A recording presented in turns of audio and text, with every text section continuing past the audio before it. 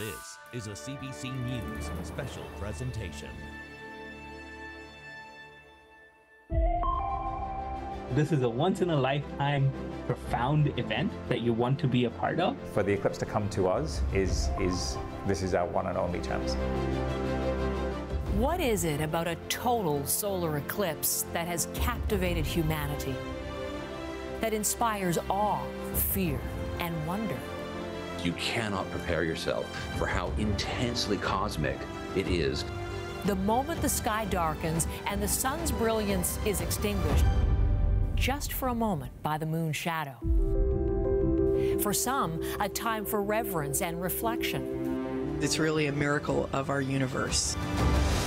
To witness, it might take your breath away.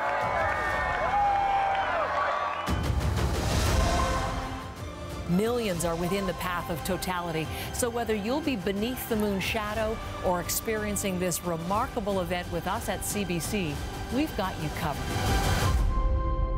So strap in as we bring you a full day of special live coverage of the eclipse in Canada.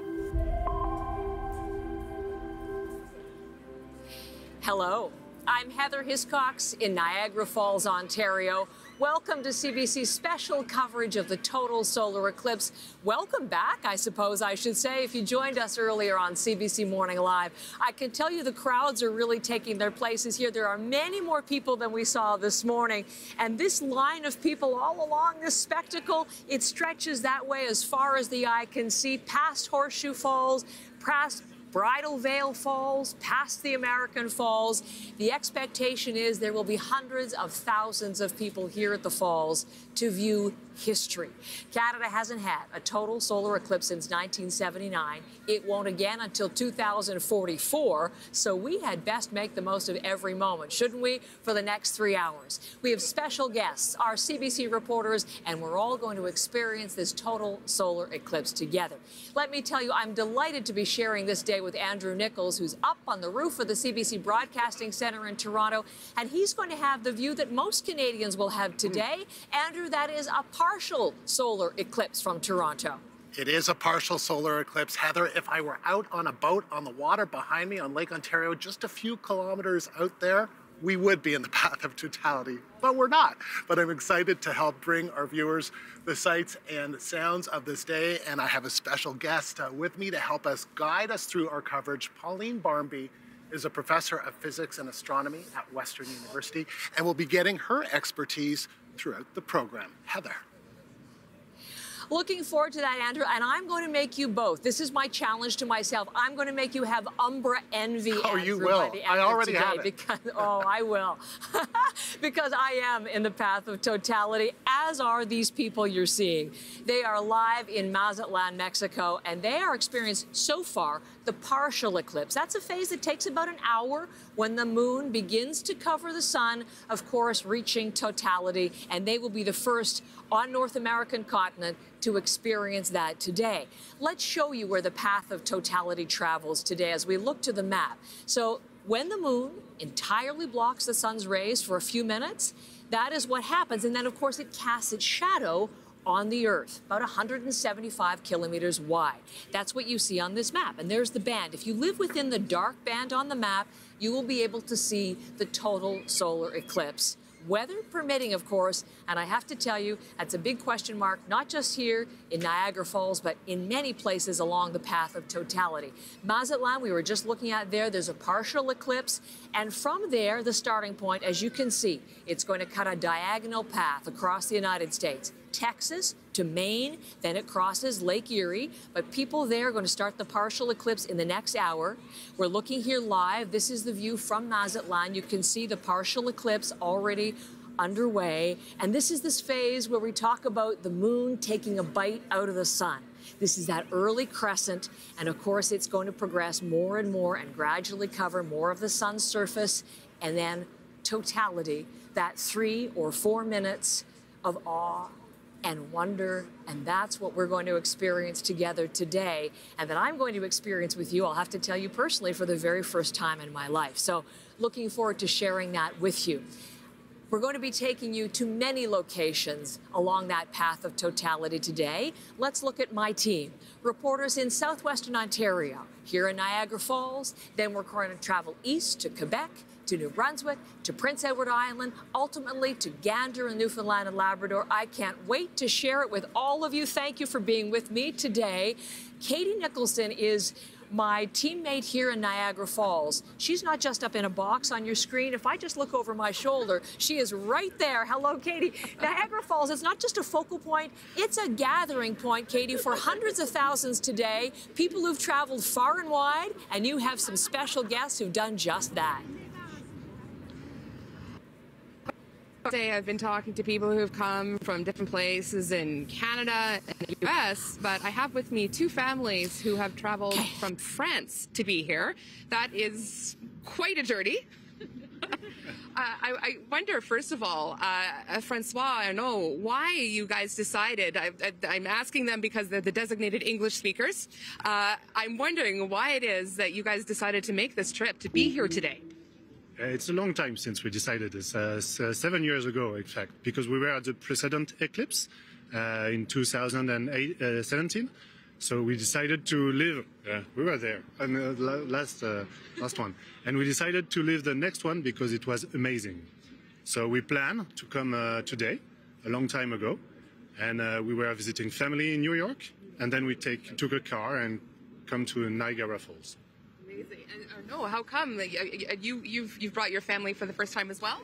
Yes, of course, it's the first time with my wife and my two daughters, and we are so happy to be neighbor.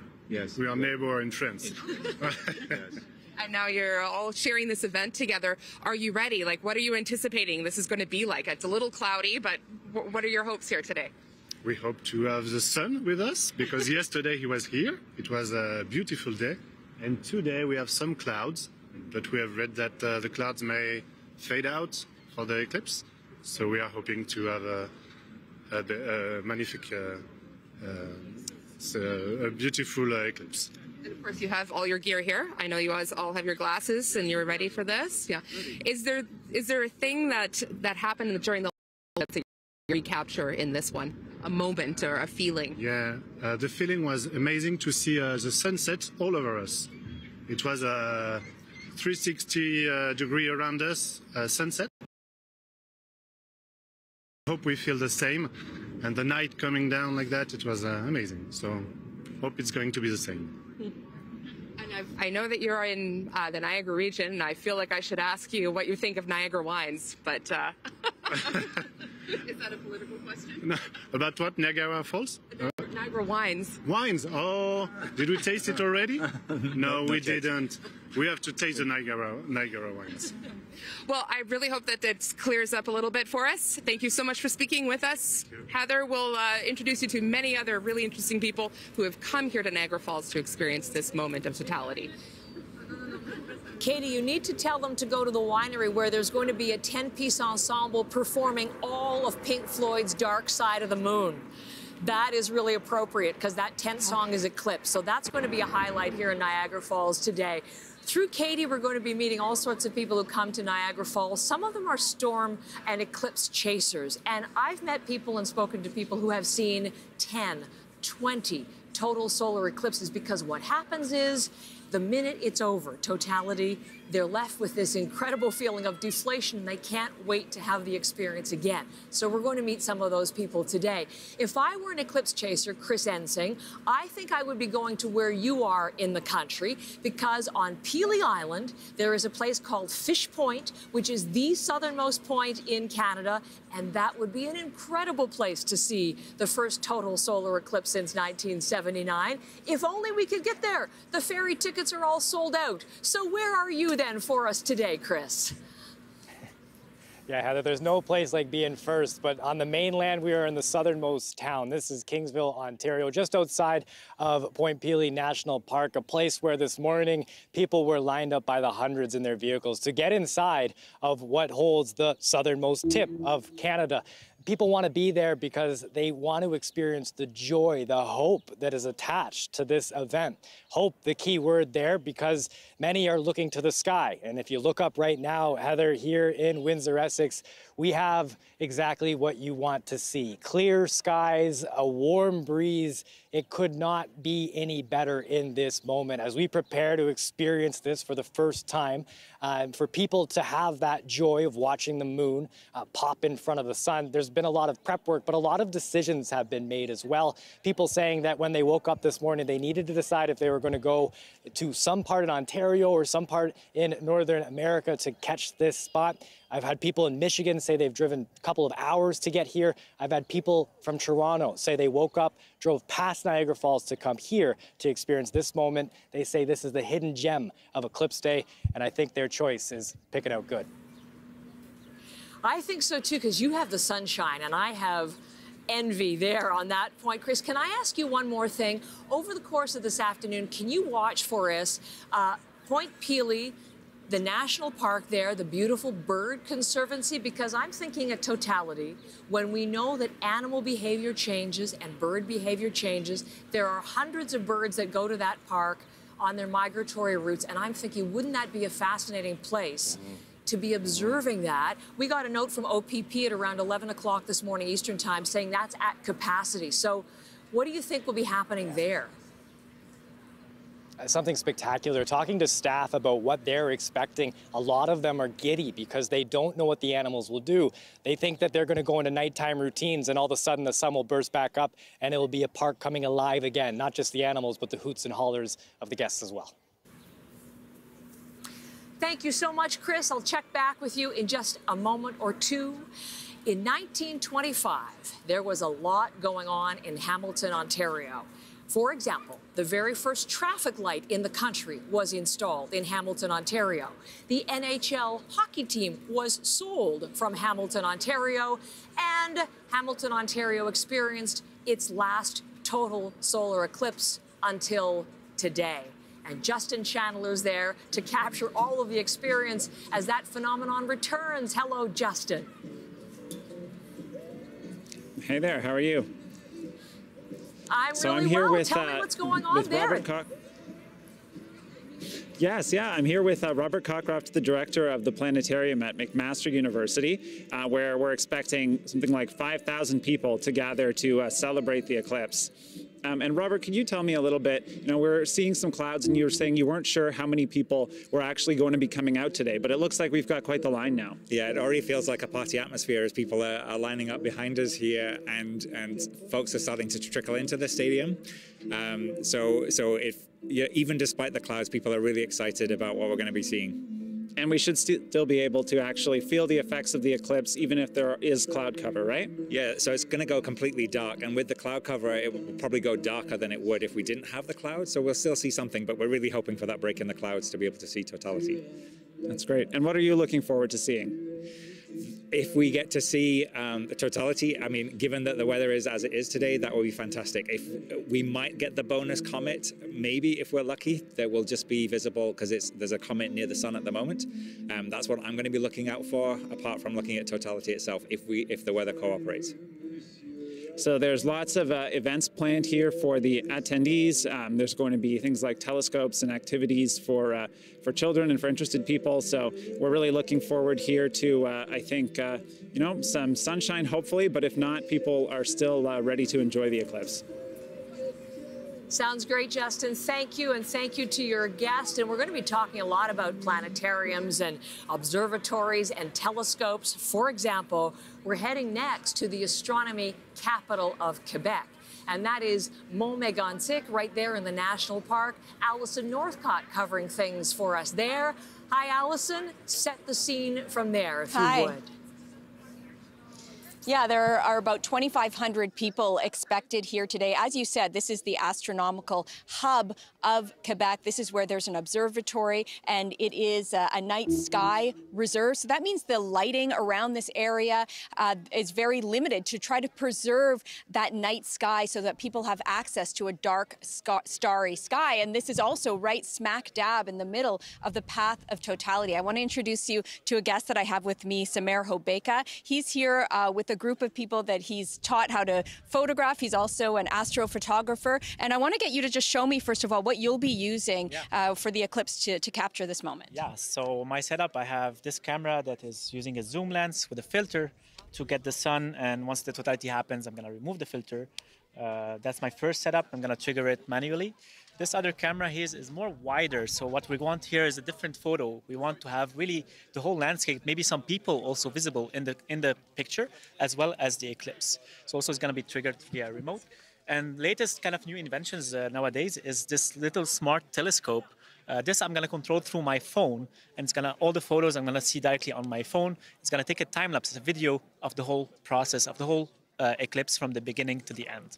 And obviously you spend so much time observing the night sky. What does it mean for you? What do you think you'll be seeing and feeling and experiencing in those moments? I don't know how to describe it. It's my first eclipse, first total eclipse. I think everything around what we see today is going to be amazing. I think the totality itself is beautiful. It's going to be a lot of, emotions everywhere. People are going to scream. I'm going to scream for sure. It's one of the most beautiful things you can ever see. So if you still have time today, go see it, especially where you have more time. That's why here we are lucky in Mégantic. We have about 3.5 minutes of the eclipse. So we're really lucky to have that. I hope everyone will enjoy it. Yeah. Thank you so much. So a lot happening at this site here today. A lot of people, a sense of awe, and really also a sense of disbelief, because the weather is just so incredible so far, just completely clear skies, so a real sense of excitement, and the fact that things are aligning so well that it's around this observatory that really devotes itself to showing off the night sky and to studying it and to helping people connect to astronomy in that way. Allison, if you wouldn't mind just sending some of those clear skies my way, I would be most appreciative. I'll be back to you a little bit later on. Thank you so very much. And Allison's guest, Samir, reminded me, when you're taking pictures, you need that solar filter to protect your camera and your eyes, and you need, as you're watching things today, because the vast majority of our country is going to be watching a partial solar eclipse, you need your eclipse glasses. We're going to be talking a lot about that over the course of our special coverage today. Now, Allison, Quebec. The last time that part of Quebec had a total solar eclipse was 1932. But I'm going to take you to a place that hasn't seen a total solar eclipse since 932. And you think I'm checking my notes? I want to make sure it's correct. 932, more than 1,000 years ago, was the last time the people of Florenceville-Bristol saw a total solar eclipse. So no wonder Brett Ruskin has a great big smile on his face. It's going to be something very special today there, Brett. Tell us all about it. Heather, folks here have been waiting a while, and they've perhaps earned the conditions that we have today. So let me give you a quick tour of what we're looking at here. So folks gathering here in the field around this area here, Florenceville-Bristol, New Brunswick, a spot that had a 30% chance of having clear skies today. This is where folks have been gathering here, kind of more professional equipment in this area. That 30% chance of clear skies prompted this project behind me here. So this project here involving a telescope attached to a balloon. You can see the helium tanks that are there that are going to fill up that balloon to have it, again, climb up above what would have been the clouds, but it is a clear day, and so the balloon that's going to be launched from here will be climbing up, streaming back video so that we can see it. We'll be able to see it here on CBC News Network, as well as around the world, as a way to kind of, it was initially to thwart and to eliminate that variable of whether it was going to be cloudy or not here in this spot, right in the middle of the path of totality. However, if there is ever, there's cloud karma, perhaps New Brunswick and all the work that they've put in to making this tower, this telescope tower that's going to be climbing up, it is paying off with the clear skies, making this simply just a bonus aspect of this spot to watch the eclipse. Heather. I can't wait for that experiment, Brett, and we're going to take the live stream, and I'm looking forward to talking with you and your guests about that a little bit later on today. When we look to Brett in New Brunswick, that path of totality is going to cut right through the center of the province, and that is going to bring totality to so many there, and they've been waiting for a long time, so it's pent-up demand for sure. I want to take you back to Toronto, though, because Andrew is there with Professor Barmby. And Andrew, I was mentioning, you know, the Umbra envy. It's a very different thing. Toronto's going to get 99% coverage, but it's a totally different animal than what I'm going to experience here in totality. It is literally night and day. So could you and the professor walk us through what we're going to see?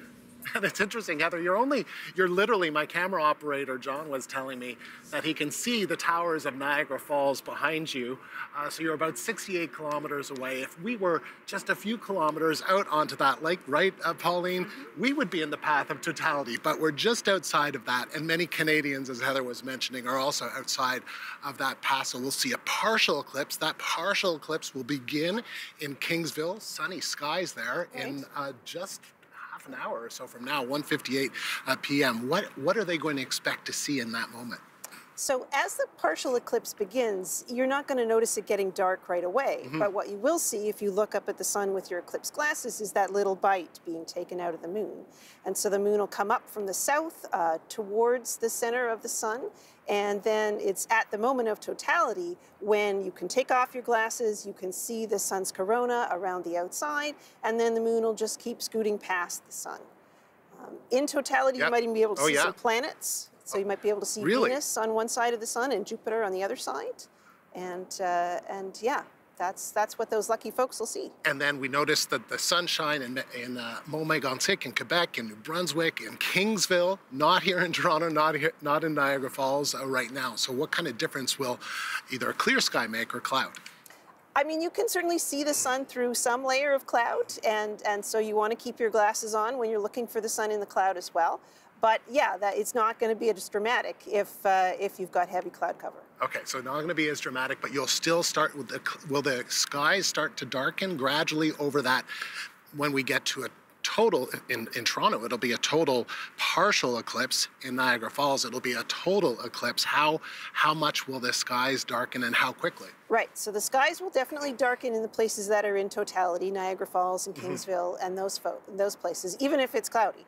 Here in Toronto, it will darken, but not as much, and so we'll certainly notice, but your cat is not going to get too excited, for example. Okay. They're just going to sleep through it. The animals are probably going to sleep through it. So there you, thank you, Pauline. So there you go, Heather. I mean, look at the sunshine that you saw in Kingsville, in Montmagny in Quebec, in Florenceville, in New Brunswick. Wow, let's just hope maybe the clouds lift where we are, Heather. You know, Andrew, while you and the professor were talking, literally a young woman yelled up to me, "Are we going to see clear skies, Heather?" And I said, I'm hopeful. Yeah. Hopefully at least for a parting of the cloud for a bit, because just to experience that for a few moments, that will be special too. Right now, it is time to take you to Texas. Texas is going to be the starting point for the United States, Texas up to the state of Maine. Texas, it's going to take 20 minutes to cover the state of Texas, and the city of Dallas, Texas, is the very largest city to experience totality in the eclipse of 2024. So Steve Futterman has all of that covered for us. He's live in Dallas with me. Hi again. We were talking earlier this morning, Steve, and you were saying it might be cloudy. People were concerned. It looks fantastic and busy and lots of things happening there.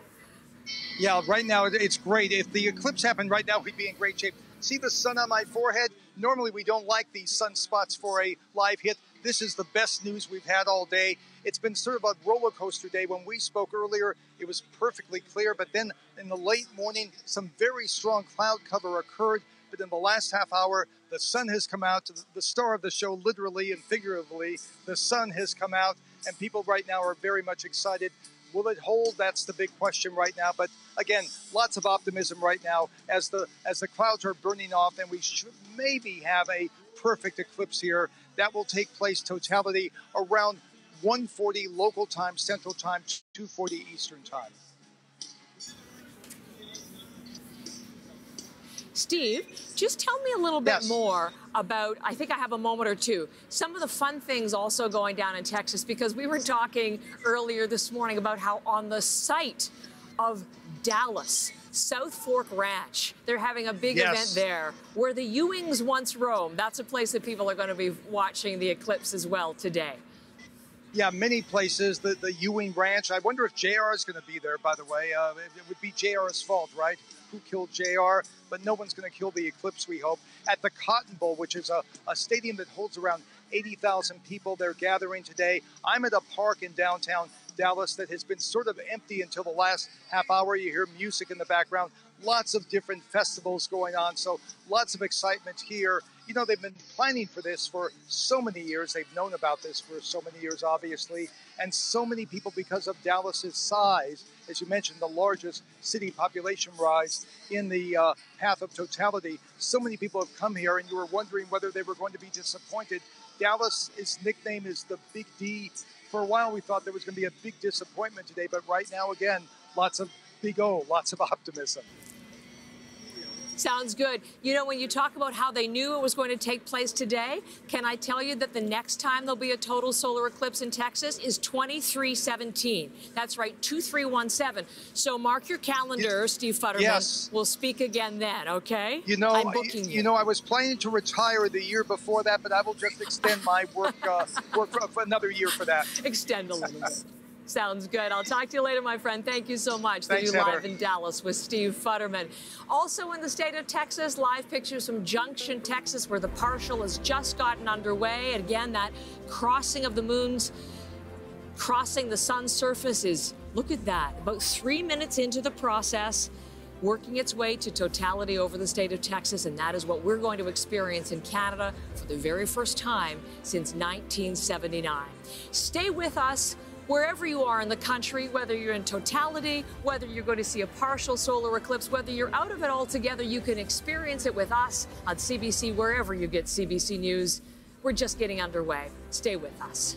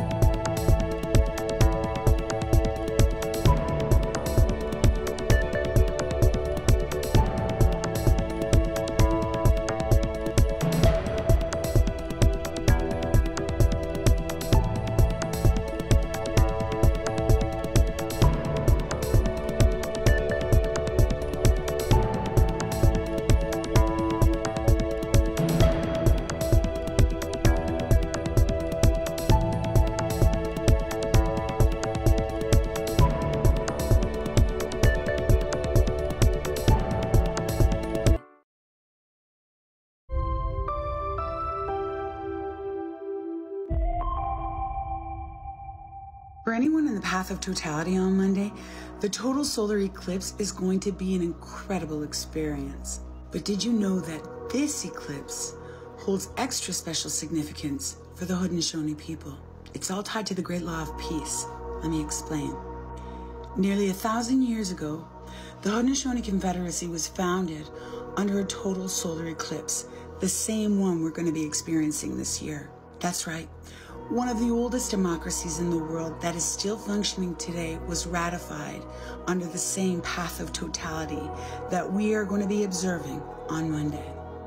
This will be the only time in our lifetimes that we'll get to celebrate this eclipse anniversary. There's a lot of buzz from Indigenous astronomers and in Haudenosaunee communities that this eclipse is going to help amplify the message of peace that we received so many years ago. Will you be in the path of totality?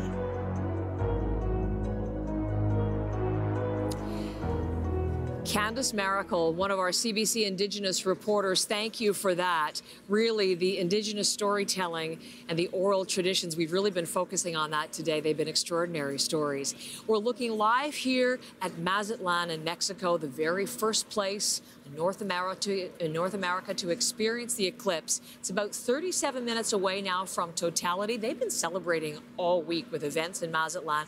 Mazatlán was the second most booked destination for Airbnb. Austin, Texas was first, then Mazatlán, and we know lots of Canadians, eclipse chasers, who are there experiencing this in person. In fact, one of them is going to join us a little bit later on this afternoon. But look at that. On the way toward totality in Mazatlán, clear skies, beautiful conditions, 4 minutes and 20 seconds nearly of totality in Mazatlán. In Burlington, Ontario, it's 1 minute and 28 seconds of totality, but those are still going to be magical for everybody at the Royal Botanical Garden. There's a big garden party going on at the Arboretum, and our Megan Fitzpatrick is there. Happy Eclipse Day, Megan, and tell us what's happening there.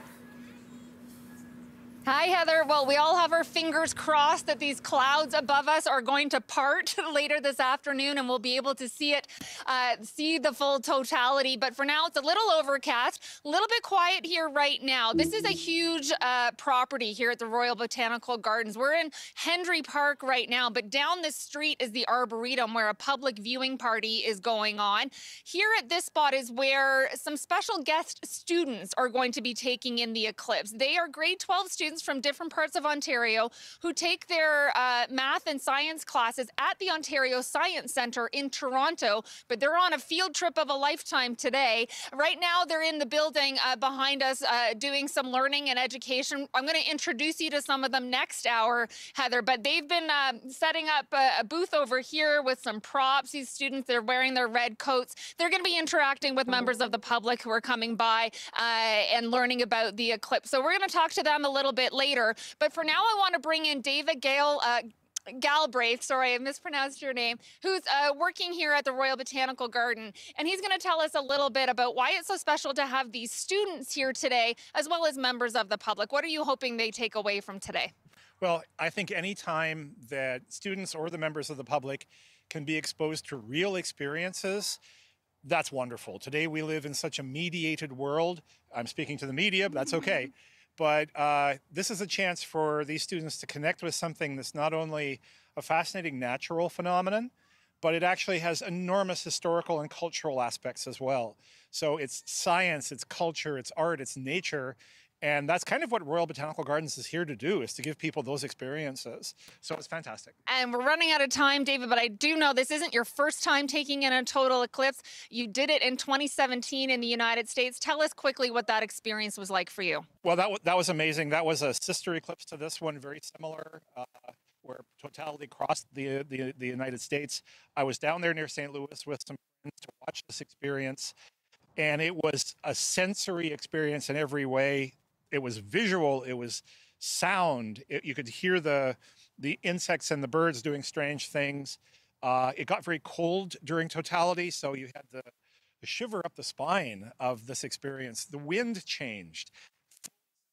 So not just something to see, it's just a whole experience. And I know you have some telescopes set up down at the park, Heather. He's got his cameras ready. He was showing me some amazing photos from that 2017 experience. It looked incredible. So again, fingers crossed, you'll get to have the same experience today, David. Thank you. I hope all our visitors do. Thank you. Yeah, so much. and I'll let you get back to the garden party down the street, Heather, and I'll throw things back to you there in Niagara. You know, Megan, that was very helpful because he's experienced it in 2017. I don't know about you, but I have never experienced a total solar eclipse, and I'm really looking forward to doing so today. Okay, well, we'll share that together, and we're going to share the experience with so many across the country. It's very exciting. How will it be? I have no idea. Probably a moment of profound awe, taking in the beauty and the power, that connection with something that is bigger than you and I. I'm really looking forward to it. You know who else has never experienced a total solar eclipse? Someone who's actually going to be traveling to the moon, around the moon, sometime after September of 2025. That's Canadian astronaut Jeremy Hansen, and he was here with me in Niagara Falls yesterday. So, Jeremy, I'm so happy to see you again, and I'm so happy you were able to find time in your very packed schedule here in Niagara Falls. I will always make time for you. Trust me. Pleasure's mine. What are you doing for the eclipse here? Oh, it's super special. They brought me up here to just take it in and observe it myself, and a chance for me to connect with communities both on the Canadian, U.S. side, sharing about science, and then on Monday I'm going to watch it, and I'm going to love it. Well, I'm wondering, as you have these first conversations, as people get ready, you get some feedback from the people to whom you're speaking, what's your sense of the level of anticipation and excitement about this? Yeah, it's pretty high. It's been my experience. People are really excited about it. I've met some crowds, and now I ask, who's seen one before? And there won't be a lot, but there will be some people that are they will travel anywhere to see it again. So it gives you the sense it's worthwhile because people that have had it before, they want it again. They want to experience it. What about you? Have you? First time. What about you? You never have experienced a total solar eclipse? No. I haven't either. Yeah. What do you think we're in for on Monday? It sounds cool. I mean, obviously, it would be neat to observe the sun with the moon blocking it. We'll be able to see the edges of the sun. They call it the corona, which is like the atmosphere of the sun. So that would be unique to be able to see that. But I'm also really interested to see how the landscape changes, the colors. People talk about seeing different, almost like light moving across the ground, and the colors change, the animal behavior changes. I don't know, I'm just going to try and take it all in. What kind of effect do you think it's going to have on you? Some people really feel transformed by the experience. Oh gosh, I don't know. I mean, you have to ask me after. After we'll have a talk. I don't want to set expectations too high and let myself down. Maybe you'll become an eclipse chaser at the end of this I might, too. Yeah, absolutely. There he is, Jeremy Hansen, getting set for his Artemis II mission, and we had a wonderful chat about all of that. Looking forward to his first total solar eclipse. You know, his astronaut friends and NASA teammates, they're up 400 kilometers orbiting Earth in the International Space Station. They, too, are getting set to experience this total solar eclipse, and the images that we are going to get from them later on today, well, they should be pretty spectacular indeed. The western part of Prince Edward Island is experiencing totality today. It is right in that path of totality. That means we need to check in on what's going on in Woodstock, P.E.I, and Sheehan Desjardins is there. Hello, Sheehan. Hello, how are you? So it is normally pretty quiet. Oh, sorry, go ahead. Just saying how beautiful the weather looks where you are, and it looks like the perfect backdrop for a big celebration. Tell us all about it. Yeah, so I am at the Mill River Resort, which is in western P.E.I, which is in the path of totality. Now, it's normally pretty quiet here in early April, but the general manager says that the hotel is completely booked up for a viewing event today. They're expecting about 700 people. They say there's people here from Italy, people here from Spain. I met somebody who came all the way from England, lots of islanders too, but the person that I want you to meet is Megan Glover. Now, she is with the UPEI Physics Department. And Megan, you were telling me you have never seen a total solar eclipse before. What is this going to be like for you? I'm pretty excited, especially when I saw the forecast this morning, only a few clouds, because I was expecting maybe completely clouded skies in April. So I've seen a partial eclipse, and I've gotten to view the sun on a lot of days through regular kind of solar telescopes, but the experience of totality, there's the extra things you can see in the sun, but the kind of total multi-sensory experience I've read about, and I'm looking forward to experiencing it myself. And you're here with some of your students. What's it going to be like to take it in with them? I think it's a really good experience for them, both educational and kind of like a social, group building thing. They're from all different years. We've got first through, I think, fourth years here. A couple of them have been telescope assistants for mine in this past winter semester. So we're getting them to have some opportunity to use some different telescopes that they haven't before, learn about the sun, and hopefully have a great experience overall, just enjoying it. So you have one of these telescopes set up behind us here. What can you see through these telescopes that we can't see with just our eyes? Yeah, so we have two that are set up. One is a simple one that it's just kind of like a pinhole projector, but with lenses and mirrors, and it gives you the view of the sun in white light, the normal light, and the sunspots. So you usually can't see those with eclipse glasses unless you've got sharp eyes. The other one is set up with special filters to look at just the red light that is given off by hydrogen when it's very hot and glowing, and that lets us see another atmosphere of the sun where there's these things called prominences. A lot of people think, oh, those look like solar flares. Well, they're a smaller version of that, and other features that are happening on the sun, because the sun is really dynamic, and so we get to see what's going on it. Megan, do you think you're going to feel any different after this event today? I don't know. I guess I'll see. I think it'll be something really memorable. I'm hoping to get a really nice, clear view of totality in that experience. And I guess ask me tomorrow whether it feels very different. But I'm very much looking forward to see what it will be like. Thank you so much, Megan. So I think that's what everyone's really hoping for today. There are still some wispy clouds in the sky here. Everyone's hoping that those kind of dissipate and disappear, and then it's just, sunny from here on out, and everyone gets a real good look at the total solar eclipse on Prince Edward Island. Thank you so much, Sheehan. I really appreciate it. The meteorological records tell us that here in southern Ontario, on April the 8th, historically, there's about a 60% chance of cloud. I have to tell you, they're right on today, and it's pretty solid. It's the most solid cloud that we have seen all day. So we'll fingers crossed here for the sunshine that Sheehan has on Prince Edward Island. I want to bring Andrew back in for a moment or two. Andrew, we were talking earlier about how 1979 was the last time in Canada there was a total solar eclipse. So let's reminisce, because you actually have some memories of that. I do, Heather. I was at Nuns Island Primary School. I was 8 years old in 1979. And I remember that we were all kind of crowded into the gym and the curtains were closed. I don't remember it being this kind of celebration. It was more, uh-oh, watch out, don't let the kids look at the sun. It had that kind of feel back then. What about you? I think that is a really common experience. Some people told me that this morning. I don't remember what eclipse it was when I was younger, but I do remember my mother. My dad's an ophthalmologist. So boy, in my family, eye safety was #1. And I remember at one eclipse, she took me into the house, right in the center of the house. Every drape in the house was closed, again, to stay safe. Nowadays, all the young people are out. They all want to learn and observe, and the families are trying to do that together. They're doing so with very important safety gear, and I want you to remind us of how to stay safe today. Absolutely, and I'm going to bring Pauline back to do that, Heather, because this is a celestial celebration, right, Pauline? I mean, this is really something that people can go out and enjoy safely, but there are important precautions to take, and here are the glasses, right? So beginning in it's about 15 minutes from now, that Canada is under a partial eclipse in southwestern Ontario. So tell us about what we need to do with our glasses. So you've got your glasses. You want to, before you put them on, you want to hold them up against a light inside and just check that they don't have any holes or scratches or anything like that. And then when you go to look at the sky, look down first, put the glasses on. Don't look at the sky. That would be your instinct, right? Put your glasses on first and then look up. Exactly. Right, okay. Exactly. And so when you can't look at the sun in a partial eclipse at any time during the entire time. That's right. You want your glasses on the whole time. That's right. If you want to look at the sun, but we have the sun kind of behind us, so that's all right. You can kind of go about your day. Yeah, you can go outside. That's totally fine. Okay, and then for those who are in totality, what do they have to do, or what can they do? They want to keep their glasses on until totality starts, and that'll be at different times at different places. You can look up exactly what that timing is.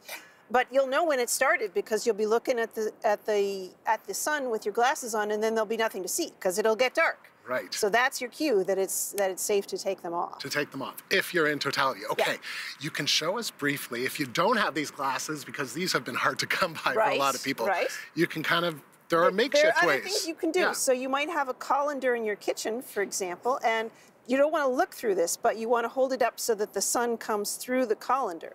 And what it'll do is project little images of the sun on the table or the sidewalk or whatever you have in front of you. And that actually works quite well. You'll see the little bite being taken out of the sun through the little holes. And then there's a cracker? If you do not have a colander, any cracker with a hole in it will also do the trick. The trick is to avoid eating it before you hold it up to the sun. It will not work if it is in your tummy. Okay, but the holes work just as well. And so, Pauline, thank you. And Heather, you know, Pauline was telling me what we need in the sky is a sucker hole. So we need the sun. That's the term. That's needed in the sky. That's what we need. Listen, that's what we need. I'm listening to all of it. I love that. Who knew that's what you do? Slip a Ritz and it would work the same way. But I was listening, so here I am. Just remind me, I'm looking down, putting them on, looking up. There you go. And I'm good to go until totality. Okay, thank you so much, Andrew and Professor. They're going to be able to take those glasses off very soon in Mexico because totality approaching in Mazatlán, which is the first place to experience the eclipse today. These are live pictures from Torreon in Mexico, and you can see just how much the moon is advancing over the surface of the sun. About halfway there, I would say. So we are going to follow this every single moment as the eclipse of 2024 makes its way across North America. Mentioning, as Andrew and I were, 1979, the last time Canada saw a total solar eclipse. This is how children in Manitoba marked that event. You're watching CBC. We're bringing you special coverage today. Brenda, can you tell me what you're drawing there? Describe to me what you're drawing. Well, it's the sun and the way the moon, and it casts the shadow on the earth. Shane, can you describe to me what you're drawing? Well, that's the sun and that's the moon covering the earth. When you close your eyes and you think in your own mind about the eclipse, what do you see? I think it's going to be very beautiful when I think about it, because it's not very often that the moon covers the sun exactly.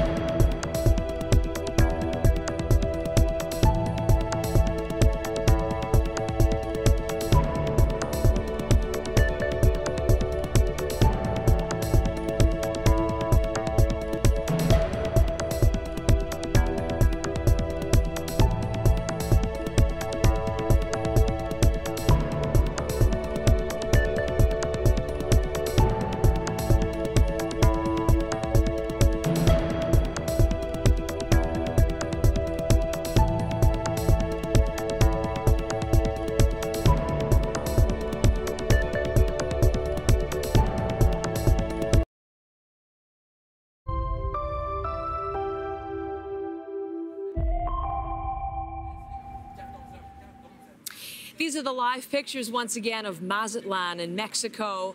Let's show you those because this is the first place in North America experiencing, well, it's getting very close to totality there in Mazatlán. And you know, there are Canadians there, Nicole Mortellaro, including David Makepeace and his group of 25 Canadians. So this is what they are seeing. Yes. He's been in your pieces. Nicole's our senior science writer. She's been gearing up for today for such a long time. I'm thinking of David, how excited. How many is this? This is his 18th total, I believe. Yes. He's at 28, but this is his 18th total. Yes, he chases. I mean, he goes where it's going to be clear. So fingers crossed, everything's good for them there. That's going to be really exciting, and we'll take you to that moment of totality.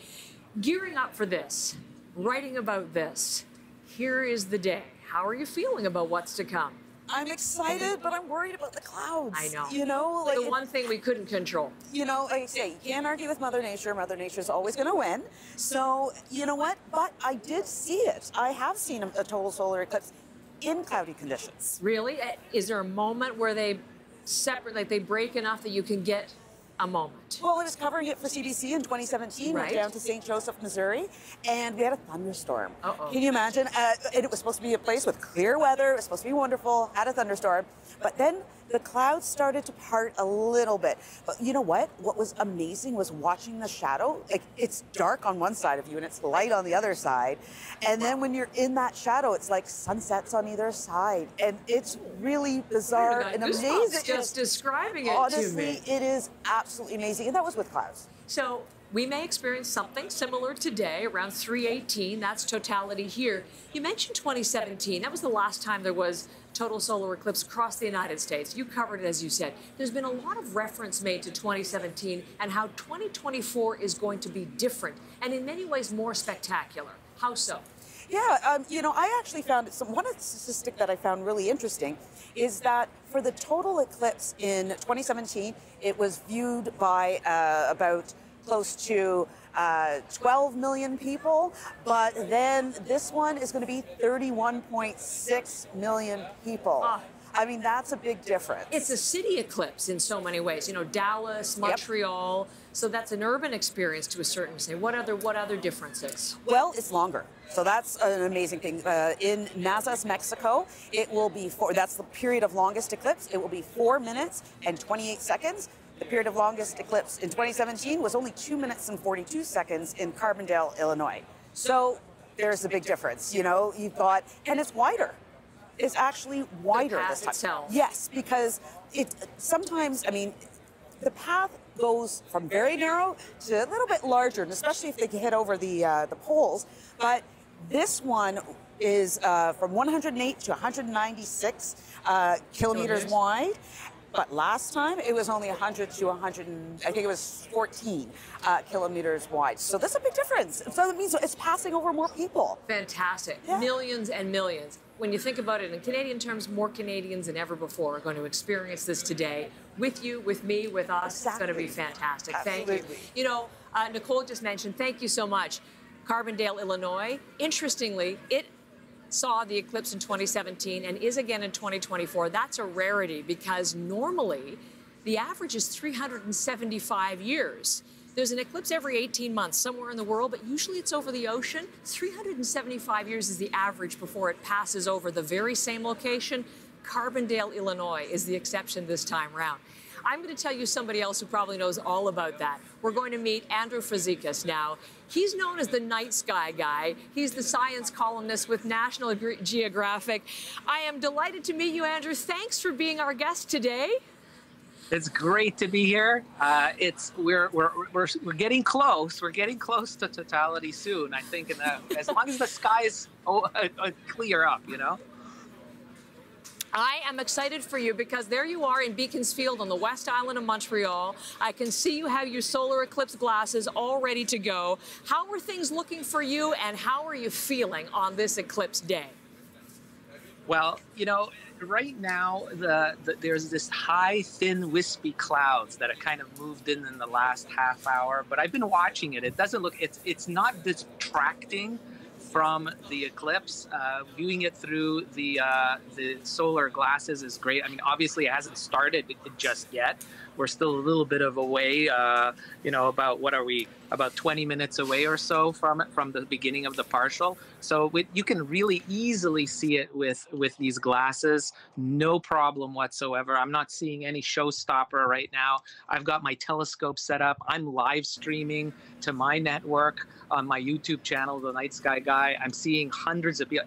And what's amazing is that the interest is around the world. People want to see it, even virtually. And this is the beauty of this. We're living in the age of the internet where we can share this most amazing sky show ever. And it means for someone like me who is so passionate about astronomy and celestial events, it doesn't get any better than this. You know, you said something that has struck me as well about all of this, how everyone has been struck with eclipse mania all around the world. So excited to experience what we are going to experience as this afternoon goes on.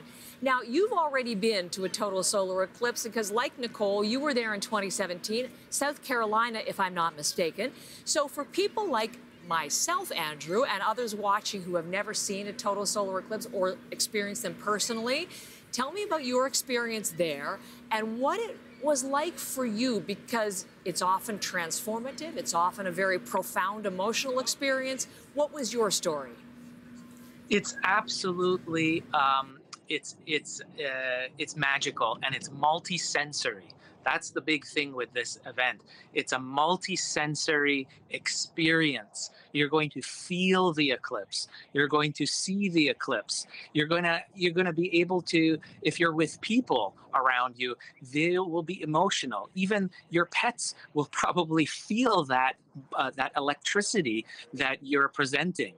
So it's something that is unlike anything else, and I think it sits very much in a very visceral way to us, because it's something that probably our ancestors experienced, for thousands of years. But now we have, of course, the luxury of having science and having technology like this that allows us to safely look at this experience. It makes it so much better.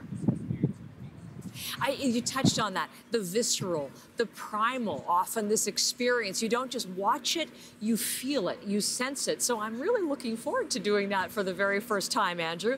They often say, can I just ask quickly, you see something in your first time and then you really want to see something again on your second. What are you most looking forward to this time round?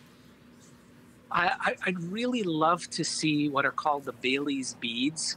That is something, it's where you have these dots of light on the edge of the limb of the moon as it's just about to completely cover the sun. Those are the valleys and mountains, the uneven surface of the moon, where the sunshine is poking through. It really brings that connection to the cosmos unlike anything else. Cannot wait to see that too, Andrew. Thank you so much. Andrew Fazekas, the Night Sky Guy. Enjoy it from Beaconsfield, right in the path of totality. You are watching special coverage on a special day on CBC.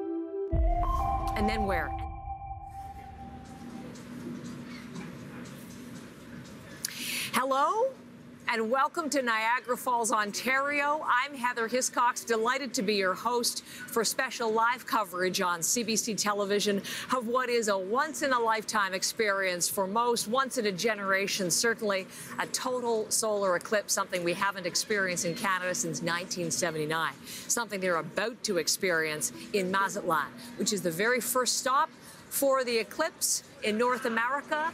This is Mazatlán in Mexico, minutes away from totality. Look at that thin crescent. It's so beautiful. We'll be watching that to see the Bailey's beads, those last bursts of sunlight through the valleys and crags on the surface of the moon. Will there be a diamond ring? We'll be watching really closely. And then, of course, just moments thereafter, totality for the first time today. It's something that we're going to experience over and over again in Canada over 34 minutes as the path from the moon shadow is going to cross from Essex County all the way off the coast of Newfoundland. Why don't I show you it on a map? This is the path of totality.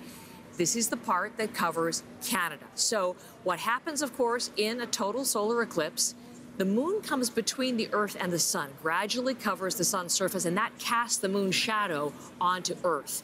It's going to block the sun's rays entirely for a few minutes. And in that shadow that we're going to be chasing today, that is where you will experience totality. And if you happen to live in the band of darkness there on our map, that's the path of totality.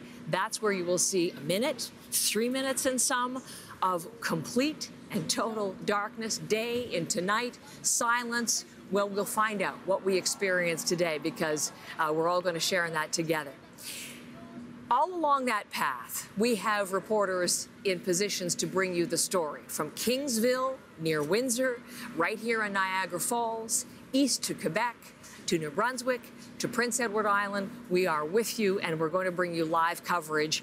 The very first people in Canada to experience the eclipse are just off Lake Erie, Windsor, Essex area, and this is where they're experiencing something that in Canada we haven't had since '79, but in the area of Windsor, Essex, it's been 250 years. Chris Ensing, that's a lot of pent-up eclipse interest. So tell me what's going on where you are. Yeah, there's a lot of giddiness there, Heather. Joy, I think, anticipation right now, and a little bit of heat. Need some sunscreen because it's shaping up to be a pretty good day. I want to introduce you to two friends I made out here in Kingsville. I got Tom and Randy beside me here, and I want you to sort of start with letting the folks know how you both know each other. We got your big equipment here. We'll get to that in a second, but how do you guys meet? Well, we met back in high school. We both had a common interest in astronomy. And together we put together an astronomy club, which is still going strong today. What's the name of your club? It's called the Nova Astronomy Club of Windsor, but the membership now is scattered all over the province. And you have people all over the province that you've convinced to come here as well today. Can you tell us about the people who have arrived here and why Windsor was the space? Well, we got Mike McBride here from Thunder Bay, and this is his equipment here. He's got the high-tech photographic equipment today. We got folks from Windsor. We have absent members from Ottawa today, but we're in the path of totality. This is where you want to be in Essex County. And people have spoken about the idea of how this is a once-in-a-lifetime event for some. You've got a couple under your belt. Can you tell me about the last time you've seen something like this? The last time I saw something like this was February 26, 1979, standing in sub-zero weather, February in Winnipeg, Manitoba. But the conditions were much the way they are today, and we saw a beautiful eclipse then, and we're hoping that's going to happen this afternoon too. Things are shaping up differently in Niagara Falls. I'll let them deal with it. But out here, conditions seem to be okay. What are you looking for in that moment when this starts to happen? Or is there a moment before or after then when you reflect on what this is about for your passion? Well, I think for me, it's really my place in the universe, because I'm here on the Earth. There's the moon, there's the sun. They're in total alignment. I'm in alignment with them at that moment. It's sort of where I am in the bigger universe for me. That's what drives it home. No, and it's going to be a big moment for a lot of people. Thank you so much for sharing your time. We go back to you, Heather, as we wait for that big moment this afternoon. Chris, thank you so much. I can't wait to share totality with you there in Kingsville. Look at our live pictures of Mazatlán. We are moments away. Did we just hit that, Ryan? Marciniak, Ryan so Marciniak. We are. I can just see a sliver. I'm not seeing Bailey's beads in the. Oh, right there. Oh, there. Watch. Wow. We are 90 seconds away. You're going to hear the voice of Ryan Marciniak, who's been with me for days now. He's with Astronomy in Action. He's been busy here in Niagara Falls all weekend long, giving wonderful sessions to kids and to the public here, and teaching us so much, too. So, Ryan, talk me through this. What's going on in Mexico, the first anywhere in North America to experience this eclipse today? They are experiencing much darker skies, much colder temperatures than they would normally get.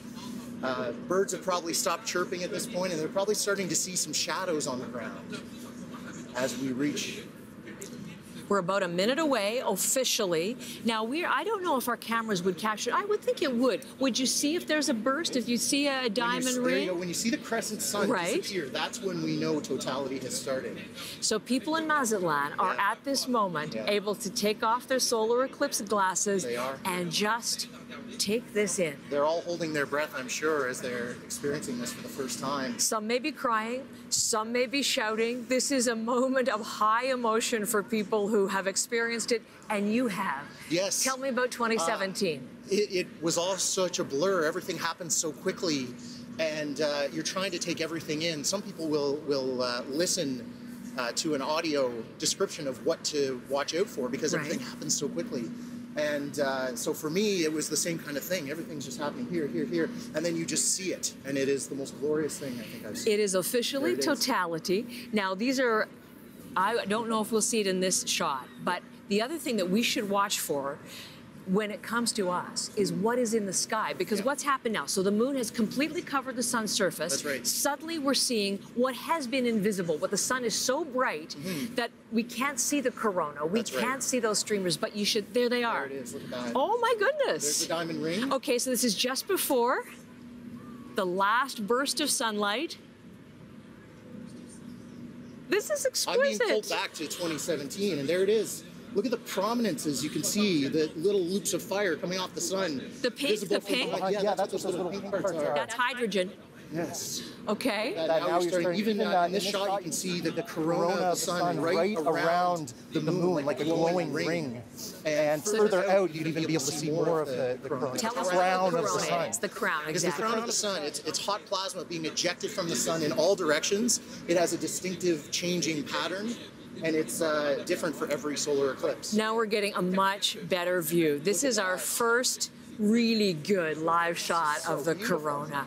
And right now, in the 11-year cycle that is the solar cycle, we're at solar max. So as we keep an eye on this in Mexico, and of course for us here, we should see even more activity this time, right? So what will that translate into, Ryan? More prominences, more of those little loops of fire coming off. So is that what we're seeing, those little concentrations there? Exactly, those little spots. And they look, I say little, they're tens of thousands of kilometers off of the surface of the sun, being launched into space and pulled back in by the sun's magnetic field.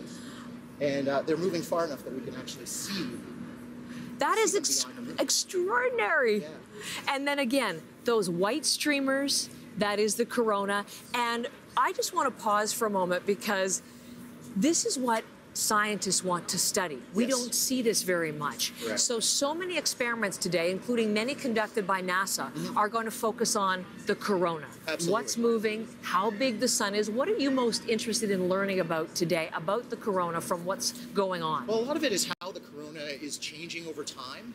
One of the biggest mysteries before the 2017 eclipse was the fact that the corona can be millions of degrees hotter than the surface of the sun. That's a surprise. We had no idea why that was happening until the 2017 eclipse, and we got some insights into that. But scientists are going to confirm those results, get better images of the corona as technology has improved, and use this to study the corona for years to come.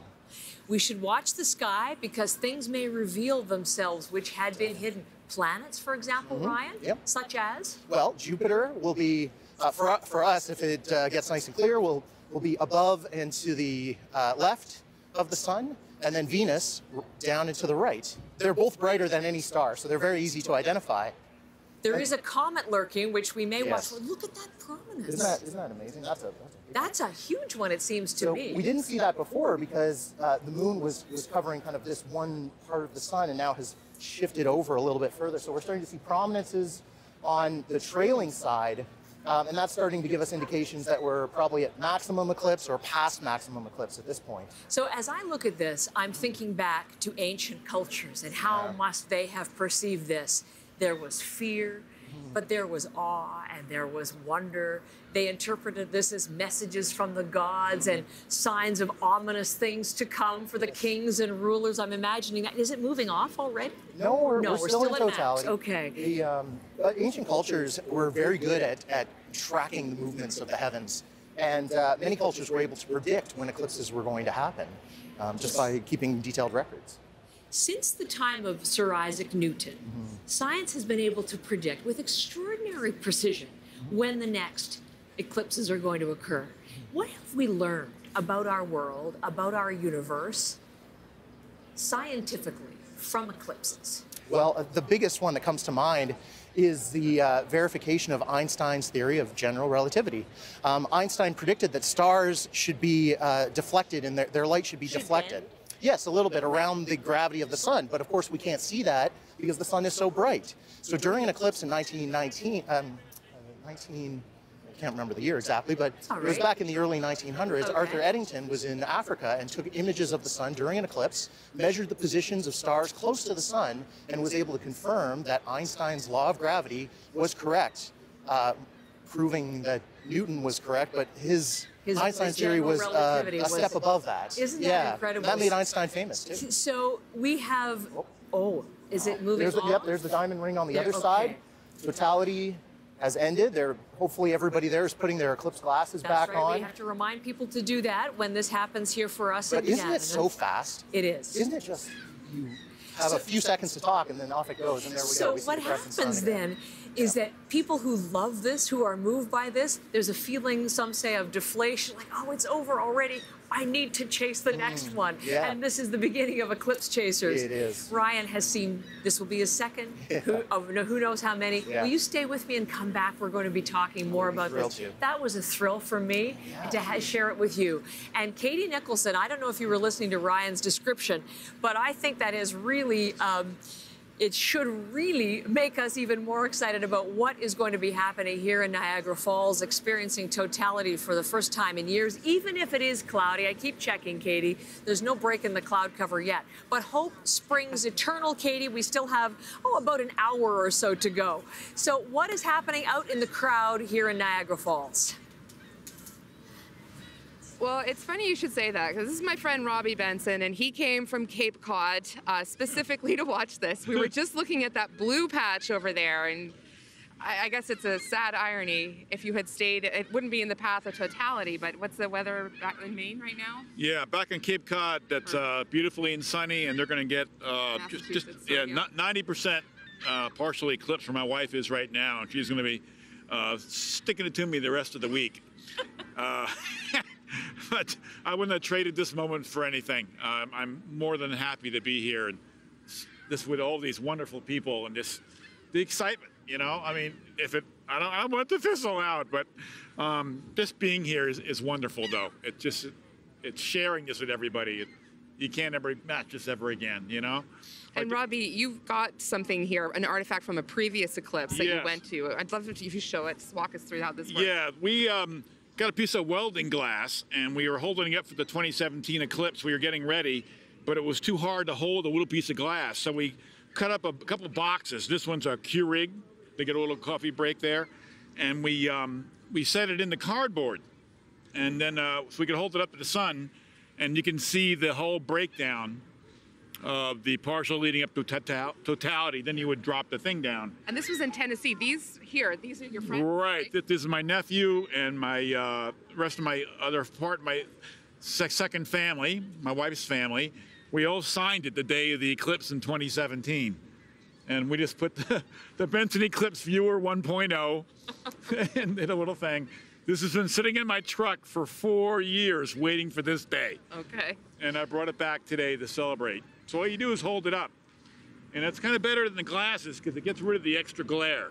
So you can see the sun exclusively with no distractions. Well, hopefully you'll get a chance to actually use it where that area there where we expect to have the best view in a little bit. I'll send it on to my grandson for the next eclipse, right? Thank you so much. Yeah, it's right here. Thank you, Robbie. So one of many people here just sort of camping, again, Heather, kind of off to the side there towards that hotel. That's supposed to be one of the best places to see it if we lose some of this cloud cover. We are going to lose some of this cloud cover. I believe it, Katie. Just over my shoulder. Thank you to you. Hello. And thank you to Robbie. Robbie said something that triggered something in my mind. There was a great article in space.com with this quote from someone who's involved in the Astronomical Society, that you can have a me eclipse on your own or with a few friends or family, or you can have a we eclipse as part of a big crowd. So Robbie is here. Forget the crowd. He's having a we eclipse and enjoying the camaraderie, the communal experience that is going to be totality here in Niagara Falls. It's something that they're also going to be experiencing in Hamilton, Ontario. I want to show you these live shots. The CBC News drone team is up for us today. Not allowed to fly over my location in Niagara Falls, but they're up in the skies over Hamilton, Ontario, and there's a huge party going on at the stadium where the Ticats play. That's the Tim Hortons Stadium. But there's also a big party going on at McMaster. This is the Ron Joyce Stadium. Look at that. It's filling in, going to be a sellout. And the man who's at the center of all of that is Justin Chandler. Justin, give us the latest in Hamilton.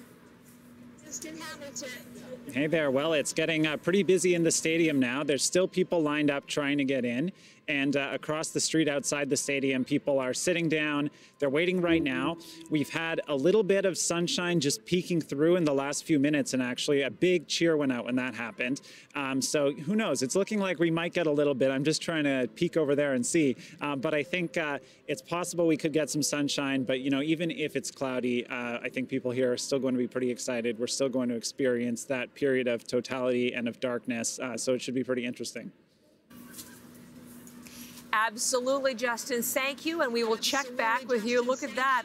It's like a big game for the McMaster Marauders there. It's going to be a big sellout, just like a football game, except we're watching something else very special as well.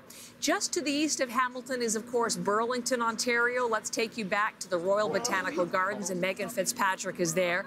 Megan, I want to ask you something, because I've been thinking one of the things that we're going to be watching today is what happens to animal behavior and to bird behavior. I've got my eye on the gulls that have been flying over me all day long here in Niagara Falls. There you are at the Arboretum. I don't know if there's any science going on, but there is some thought about how plants may change a little bit when day turns to night for a few minutes in totality. Maybe that's something that they're thinking back there at the Royal Botanical Gardens. Yeah, definitely, because where we are here, Heather, there's all kinds of plant species and insects. The gentleman we interviewed last hour was telling us all about that. But there are also some special guests here today I want to tell you about, and those are the students from the Ontario Science Centre who have the opportunity to take some of their classes there in Toronto, but today they're on a special field trip, and one of their teachers and specialists that they learn from is Walter, and he brought a bunch of props with him today. He's interacting with members of the public, and I want to show you the most adorable explanation of a solar eclipse I've ever seen. Walter, take us through what we've got here. Well, we need our sun, our moon, and of course, Earth, and with the proper shade. Of course, safety first, as we know, yes. And so as the Earth is going around the sun and the moon is coming around the Earth, the eclipse happens, so you get a partial eclipse as the moon comes in between the two and casts that shadow on the planet, right? Partial, it's incomplete. Total, you're in the. So we've got to be perfectly lined up here. Perfectly lined up. That's right. That's right. And there's also a thing. So sometimes the moon is a little further away or a little closer. If it's further away, you get an annular eclipse. You can actually see a ring of fire around it.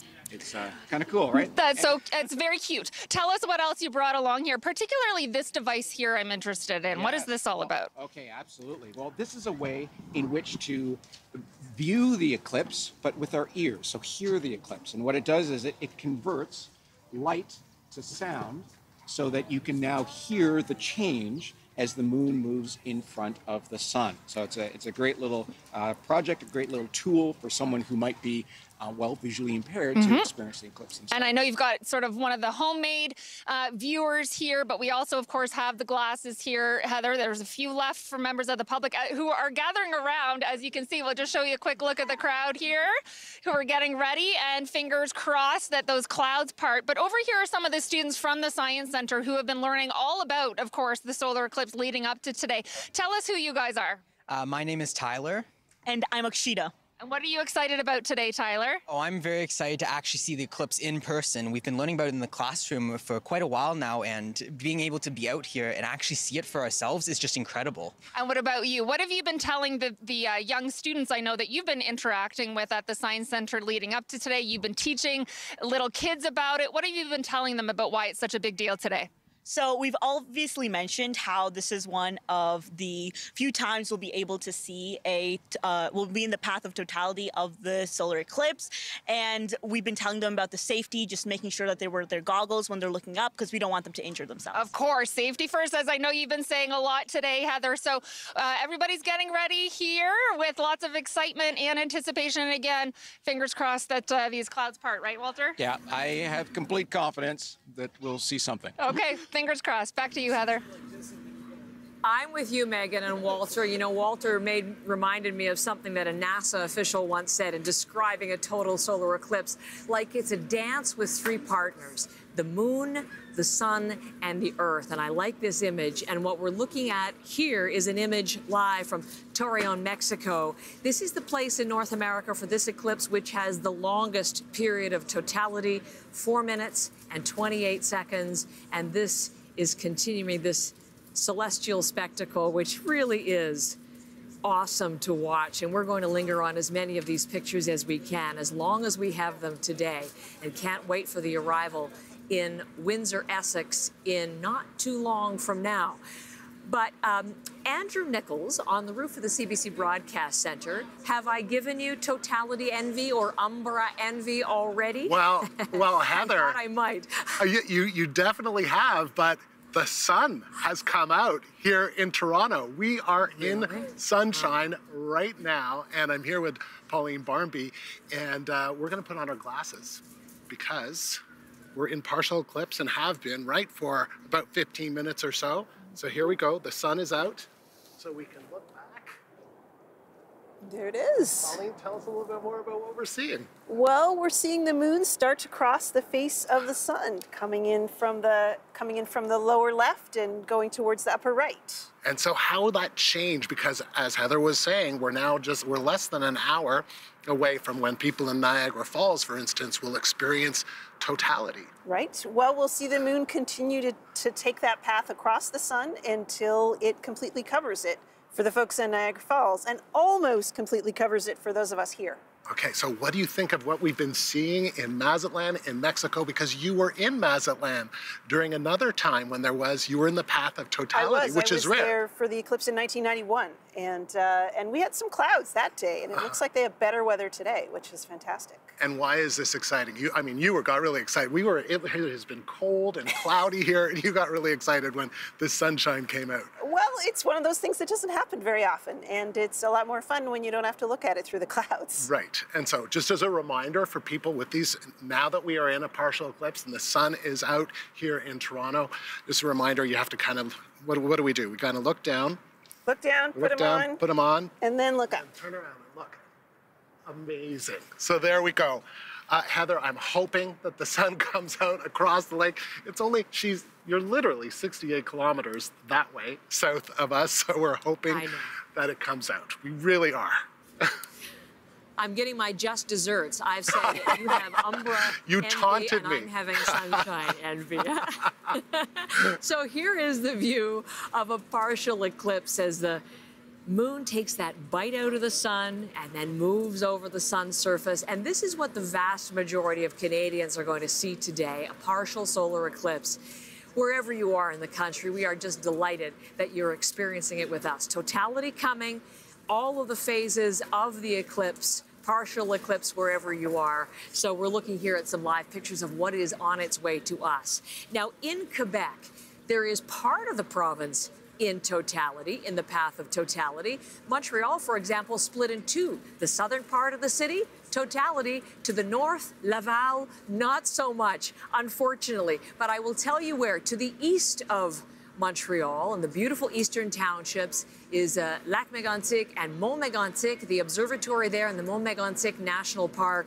This is a place that even has its own asteroid. Asteroid 4843 is named after this observatory. It is famous. It has one of the most powerful telescopes in the country, and Alison Northcott is there. What's happening now, Alison?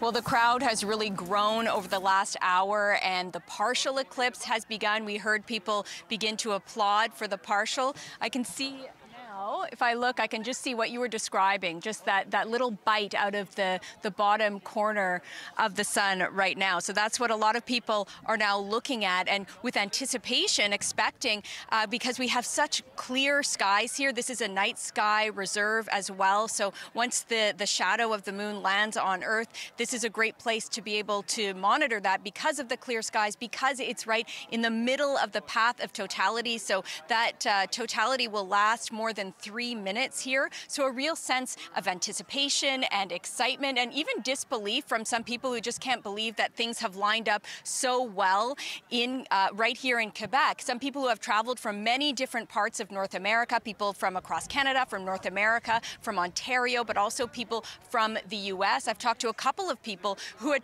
been planning to go to Texas to watch it and who instead came here to Quebec because they heard the conditions were going to be good. Before, they were worried. They said, you know, it might be cloudy in Quebec, but now it is a very clear day as the partial has begun. And people talking about it, you know, expecting it to be a really moving, almost spiritual experience.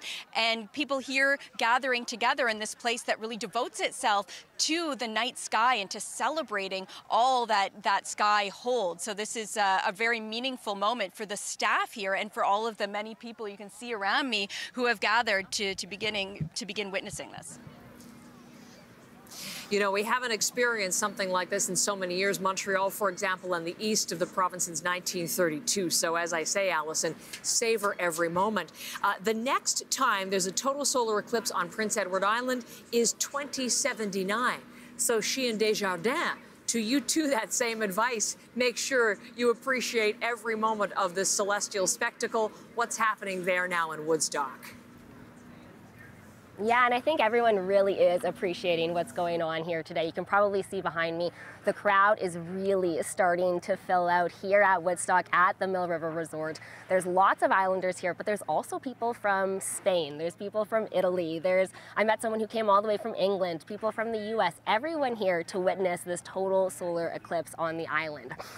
Now, inside, there's also events taking place. I swung by downstairs, and there were kids, and they were all acting out different parts of the solar system, giving them an idea of what to expect when they see the solar eclipse this afternoon. Now, the partial solar eclipse is expected to start right away here. In fact, it sounds like it might actually be starting, and then totality is still about an hour away. So it's been about 50 years since we've been able to see a total solar eclipse on Prince Edward Island. And like you mentioned, it's going to be about another 50 years before we see something like this again. And out of all the people that I've spoken with, I've only managed to find 2 who have seen a total solar eclipse before. So it sounds like it's going to be a new experience for a lot of people. People don't seem to know whether they're going to cheer or whether they're going to go silent. So I'm excited to see what happens there. Schools are also closed, so kids had a chance to learn about the eclipse. They're starting to gather here as well. We're seeing lots of kids show up with their eclipse glasses that got handed out in the schools.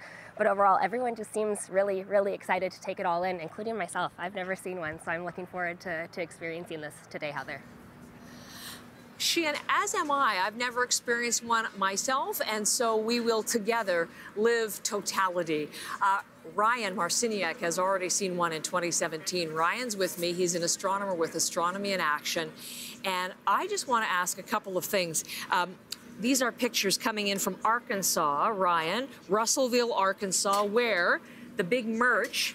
Oh, I'm sorry, this is Dallas, but I do want to tell you about Russellville for a second. They've been selling T-shirts, I got mooned. Oh, fantastic. That's taking advantage of the event, right? I think this one's similar. The mayor of Niagara Falls was wearing something similar today.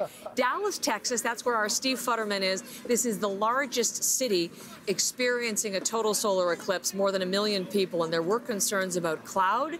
Looks like they are having quite a moment. So we'll watch Dallas. Now, put on your glasses. Yeah, let's do it. Let's turn around together. Now, remind, if you want to show, we have to look down, Ryan, and then we look up and turn around, because somewhere over here, now I can't see a thing with my glasses on. Can you see any sign of anything? Andrew Nichols was saying, get a feel for partial, not where we are in the cloud, right? I see pure disorientation. Okay. And that, yeah, I've got complete blackness, which is good, which is what we want. Better for your eyes. Wear these. Yeah, better for your eyes. So what we're seeing, the partial eclipse here, the totality that you and I witnessed from Mazatlán, for example, all along the path of totality, is it going to look the same, or does it vary depending on what city you're in? It's pretty much the same. I mean, the length of totality will vary a little bit, what the diamond ring specifically looks like, what the Bailey's beads might look like, but the corona of the sun is going to be pretty much the same for everybody. It changes fairly slowly. The sun rotates in about 30 days. Okay, so these images, this is what we can expect largely when it gets to Canada. You mentioned the time of totality. It does vary a lot. Yes. It's just about a minute and something on Prince Edward Island, but it's up to more than 4 minutes and a half elsewhere in the United States and on into Mexico. What determines that?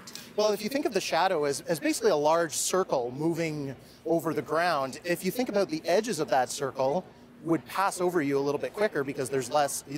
You can draw a short line. Right. In the middle, you can draw the longest line, straight line possible, and that gives you that 4.5 minutes of totality. So. Now, why are they cheering? It looks like the sun might be poking through.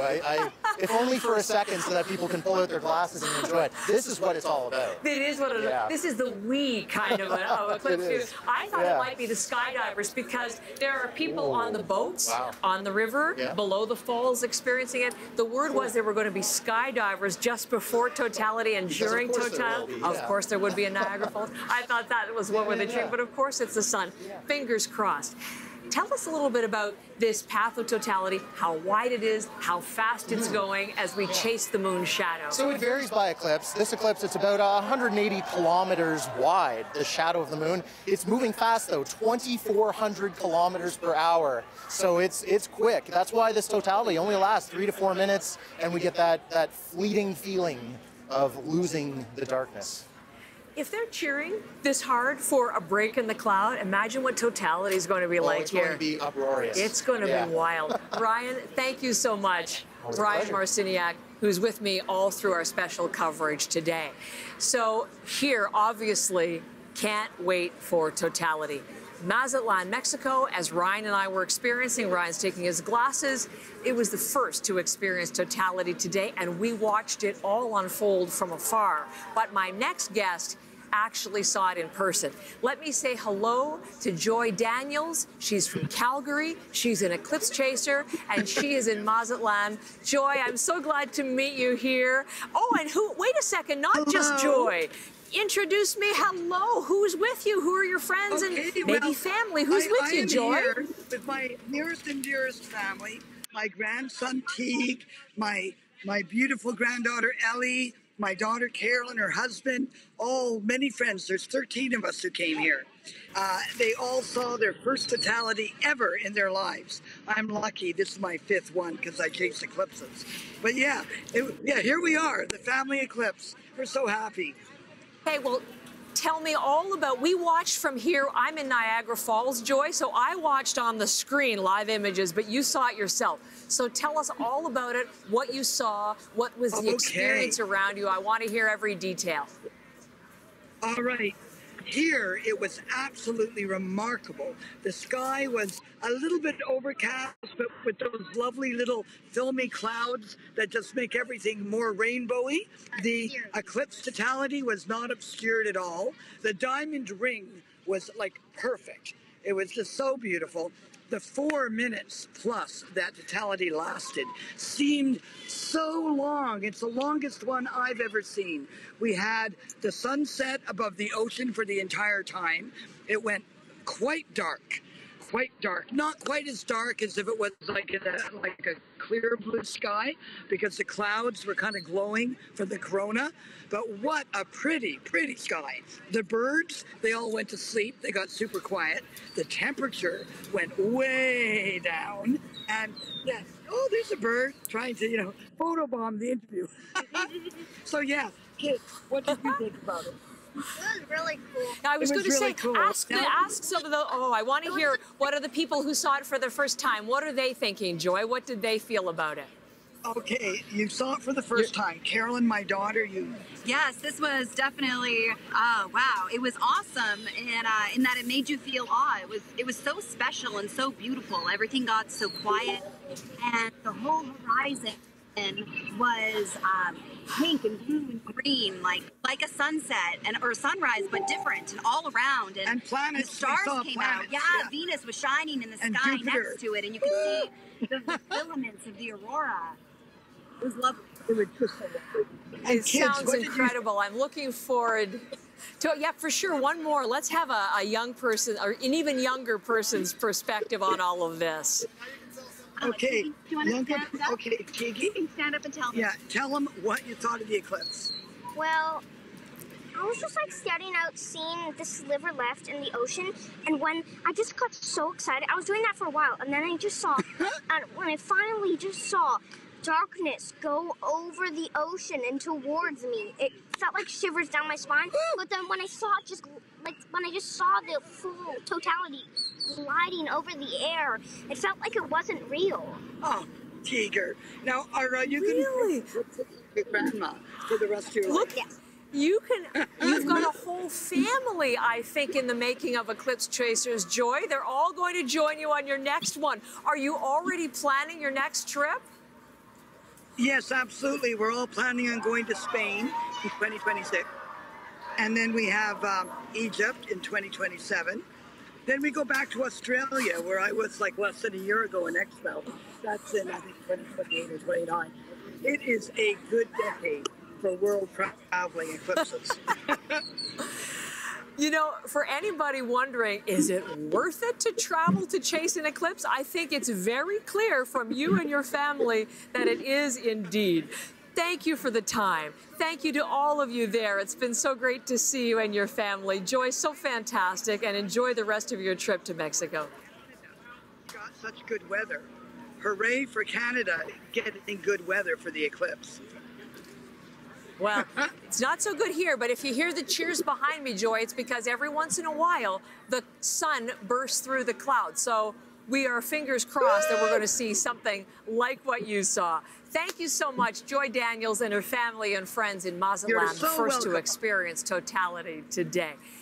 The United States is next, and Texas is getting very close. Some parts have already experienced. We have 2 reporters there. So let's begin with Steve Futterman in Dallas. What is the very latest, my friend? What is going on in the largest city in the path of totality? Yeah. Heather, it looks like Mother Nature is going to come through. Let me take a quick look right now. Oh, it's just like even less than a crescent moon right now. You remember we see a crescent moon. It's much smaller than that. I think we're going to be reaching that diamond ring very, very soon. And you may even be able to see it get dark here behind me in the next few moments. The last couple minutes before totality hits, having experienced this a couple of times, it really starts getting dark, and I'm even feeling it. Don't know if you're seeing it right now, but I can sense it getting darker and darker. You see the people behind me. This is one of the main parks in the city of Dallas, in the urban center. It's just been jam-packed with people. Most people have these, the glasses, the protective glasses. It's very interesting to watch people when they see the sun, they'll point up and say, I see it, I see it. And it's been, as I've said earlier, Heather, a roller coaster day earlier today. Around 7 a.m., it was perfect weather. Then we got these very low clouds.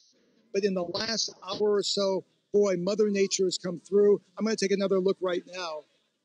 Well, it's going slower than I wanted to go, but we're getting very, very close to totality. Once it gets here, Heather, it will last around 4 minutes, quite a lengthy bit of totality here in the Dallas area.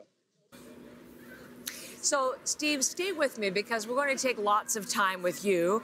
We want to experience another moment of totality. We just had a family from Mazatlán, Canadians from Calgary who were there, and they were over the moon, if you'll excuse the expression, experiencing her 5th total solar eclipse. So we can just see that sliver, Steve, on the screen. And I am thinking it's just minutes away or maybe even seconds away from totality for you. So just give me the play-by-play, Steve. We've shared a lot of news events together over the years. Why don't we share this one together? Okay, Well, you hear the people cheering. I'm going to look up again. Well, it's getting smaller and smaller. We're basically seeing what they call the diamond ring right now, where you just see the very top of the moon. It looks like a rock on a circle, which would be the diamond ring. Well, I hope you can tell it's getting darker and darker here. I'm going to look up again. Well, I don't know if we have a countdown clock like we have with a space launch, but it's getting closer and closer. I'm going to look up one more time. I think we're about there. Oh, my goodness. Okay. We are about to hit totality, Heather. I want to listen to the people there, Steve. Let us hear them. Now, don't have to wear my glasses.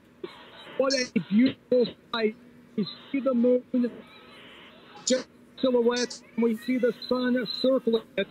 The people there are just, I mean, just like you said, over the moon right now. So this lasts around 4 minutes. This is a song most people here never seen before. They've come here, you've talked to people who've traveled from far distances, but right now we're seeing that beautiful ring. I mean, you just want to take it in. I told people before, don't worry about cameras or anything, just get in. So I'm going to just stand back for like 10 seconds. It's just such a beautiful sight, Heather. You're about to see it, hopefully, up in Niagara Falls. I've seen it before. It's just amazing. Okay, just pause with me for a second. I think my live shot is a little bit out of sync with yours because we're just seeing some of those last. But here comes the corona on my live picture, and it is spectacular to see all those white streamers. Amazing. And I'll be watching for prominences. So just pause for a second, Steve. I want you to take it in because this is your first total solar eclipse, you were telling me, and you have to experience it. So pause for just a moment. Get a feel for it, listen to the crowd. I'm going to watch for just a second while you do that, and I'm going to tell you that people here behind me, wow, the crowd behind me, thousands strong now. They keep cheering, Steve, because they can see a little bit of what's going on in the sun here. Okay, now come back to you because you had a chance to take off those glasses to feel the experience. Is it as awesome, Steve? Is it that moment of connection that people speak of? I think it is, Heather. The site is so beautiful. Obviously, I've never been in a overcast, but it's so clear right now. It's just a beautiful sight. You see that silhouette, which is the full moon, and then you see the circle around it, the corona. It is just a beautiful sight. And when you realize, think back hundreds of years when people didn't know what was going on. Ancient people who lived in ancient lands around the world, when they saw an eclipse like this, they got very nervous. Also, it's very interesting to watch, I find, the birds. The birds don't know what's going on at all. It's been daylight. They were waiting for darkness in many hours. Suddenly, it's darkness now. They always look confused. They'll fly one way, then another way. I've always found that interesting in these eclipses. But you can see behind me, people have calmed down. You don't hear the cheering like you did before, but it's just a magnificent scene. It is just magnificent. We're looking at live pictures as you describe it. Thank you so much, Steve, and you enjoy the rest of totality and the experience. I so appreciate it. The crowd behind me going wild because they see things improving. The cloud is parting. We may see a much more full experience than what we were afraid of with the cloud earlier today. But I want to take you to Florenceville-Bristol right now because I don't want to miss what's going on there. Someone is taking eclipse watching to new heights. Brett Ruskin, take it away. Heather, so this is what's happening right now. We are looking forward to the experience that Steve was just describing, but take a look behind me. So there's a balloon here. I'm going to actually give us a close-up look at what's happening as I describe what is happening here in Florenceville-Bristol. So this balloon is being filled up as we speak with helium. It is being attached and has been attached to this tower. Now this tower has telescopes, has cameras, has computers inside it. It is going to be lifting above what was anticipated to be clouds in the sky, because there was only a 30% chance that there would be clear skies today here in this part of the country on this day of the year. So the odds were against the team, even though the path of totality was cutting right across New Brunswick. They said, oh, it's going to be cloudy, so let's take a look at what we could do to compensate for that, to eliminate that variable of the clouds. So let's go right above the clouds. That is what this project is designed to try to accomplish by putting that telescope above the clouds. And so really we're pretty close right now, Heather, to the time that they plan to launch it. And this, in speaking with the organizers, this is the most tense part. This is the part that they were most worried about, because there's the wind. You can probably hear it on the microphone. Because there's the wind that can push the balloon around, it can also kind of jostle that sensitive equipment. Let's take a look once again at what's happening here. The balloon has a mechanism to release itself from that payload once it's reached a certain height, or at any point they can push a button and release it. A parachute deploys and it slowly comes down. They anticipate it's going to come down somewhere in the middle of New Brunswick, basically in the middle of the woods.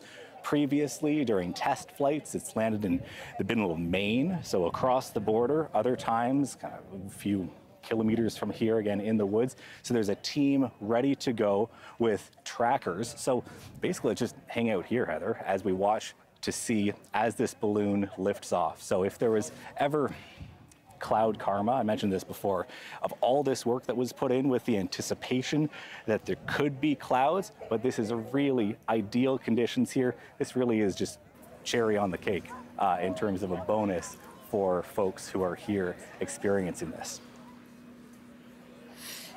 Brett, I don't want to leave you because I'm afraid that we'll just go away from your location and they will launch. Do you have any, yell over at them. Just let us know how close they are. Should we stay or should we go? What do you think?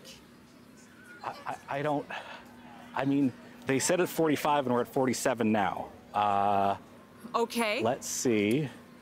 I'm just thinking as I look at this, go and see if you had an idea, because I'll just mention that this is one of so many interesting experiments going on today. They are sending kites up. Okay, go ahead. I'll keep talking. We're watching. They are sending kites up above the cloud. Yeah. We know that NASA is next couple minutes. Sending up its WB-57 high-altitude jet planes, doing research above the clouds, following the moon shadow, chasing the moon shadow at high speeds so that it can have a long period of totality to study the corona. They're shooting rockets into the air. All of these experiments today, Brett, this is part of this huge amount of science being done. I'm thinking for a moment of all of the experiments going on as we talk in areas of partial solar eclipse, in totality, with all of the advances in technology, with all of the imaging advances. We are going to learn so much about our universe, about the cosmos today, and the group there is going to help us. Now, what did they tell you? They're just about ready to go. Should we stay with this? So they said next couple of minutes, but I want to mention something because you talked about the planes and the different pieces of technology. Oh, are we going away or are we staying? No, stay with you. Okay, so the planes. Nav Canada is here. Transport Canada is here. The FAA has been notified as well. If you have a plane tracker, a plane tracking app, this actually has one of the locator beacons. So if you're watching at home on your second screen, you can type in, it's BBST10, BBST10. There's a tracker on this device that is going to be popping up on that screen because it's going into commercial airspace. It's going 50, 100,000 feet above the sky, so into that commercial space. So they've actually had to reroute some of the transatlantic flight routes to accommodate this device going up into that airspace. So it is very interesting. You see David Hunter here. He's kind of the mastermind in the blue sweater there. And it looks like, I'll give you a close-up here of what's happening with the helium because they are, there's helium, there's one tank there that may be expired now. They might be switching helium tanks. Okay. Or I feel like moving it we're away. watching Let's the see what- launch of SpaceX or something, and they're doing the final checks, and I should be counting down, Brett, 10, 9, 8, 7, 6, like I'm at NASA TV. That's what it feels like, this excitement level. I don't want to go away. It's like SpaceX if everyone working at SpaceX were volunteers and retired from their jobs Exactly. usually as a professor. Maybe we can keep this. Maybe we can keep this up on the screen on split screen, because I don't want to go away, but I also don't want to lose my next guest because he's watching. So just stand by with me, Brett. I want to bring in Jay Scotland. He's on Prince Edward Island. Jay used to be a big part of our team on CBC Morning Live. He's now the meteorologist on Compass. Such a great guy. He's got his glasses on. Excellent, safe watching. Jay, what is happening there where you are? And tell me how you must be very excited about today. I am. In 2017 here on P.E.I, I had a chance with my daughter Abby to take in the partial eclipse at that time with a pinhole projector. I think we made it out of a cereal box, and it worked. I have never experienced a total eclipse before, and really, we are seeing the unexpected happening today, and that is a clear sky in the maritime provinces and across PEI, where a good chunk of our province, Heather, is going to be experiencing totality between 435 and 440. Around 437 where we are will be that max for totality, and man, oh man, to see a cloud-free sky on PEI in early April, I think the odds of overcast conditions here are between 60 and 70%. So this is truly unprecedented weather to take in this total eclipse today. You know, Jay, as you're talking, the other half of our screen, you have another camera sitting and rolling, and so we're seeing, so the partial eclipse is underway. It's taken that bite out of the sun. It's starting to move across the sun's surface. What are you most looking forward to, Jay, just personally, when you see totality there for the first time?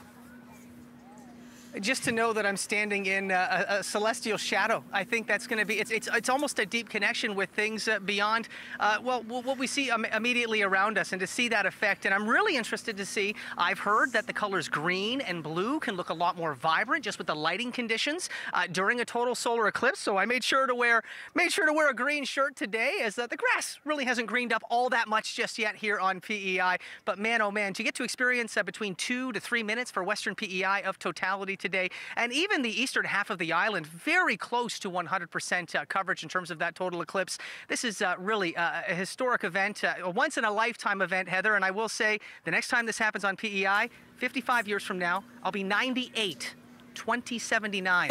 I'm hoping to get a chance to do this again. Yeah, but if I know you, you'll still be bringing fantastic weather forecasts and having fun with people on the island, as you did with us for so many years, Jay. Thank you for setting this up. We'll be back to you as this continues.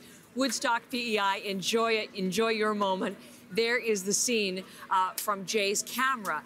Now, as totality approaches on the island, crowds filling in behind me, Niagara Falls, getting very, very excited. 3:18 Eastern is the time that I am expecting to experience totality. Jay was talking about the colors changing. We were talking about that earlier today. The green becoming bolder, the red maybe recessing. Niagara Falls behind me, we're expecting it may look a little pink, but we're not sure. I'm not sure. We'll find out in due course when totality arrives. I want to take you to Austin, Texas next. Already experienced totality. Nelson Kwan is with me now.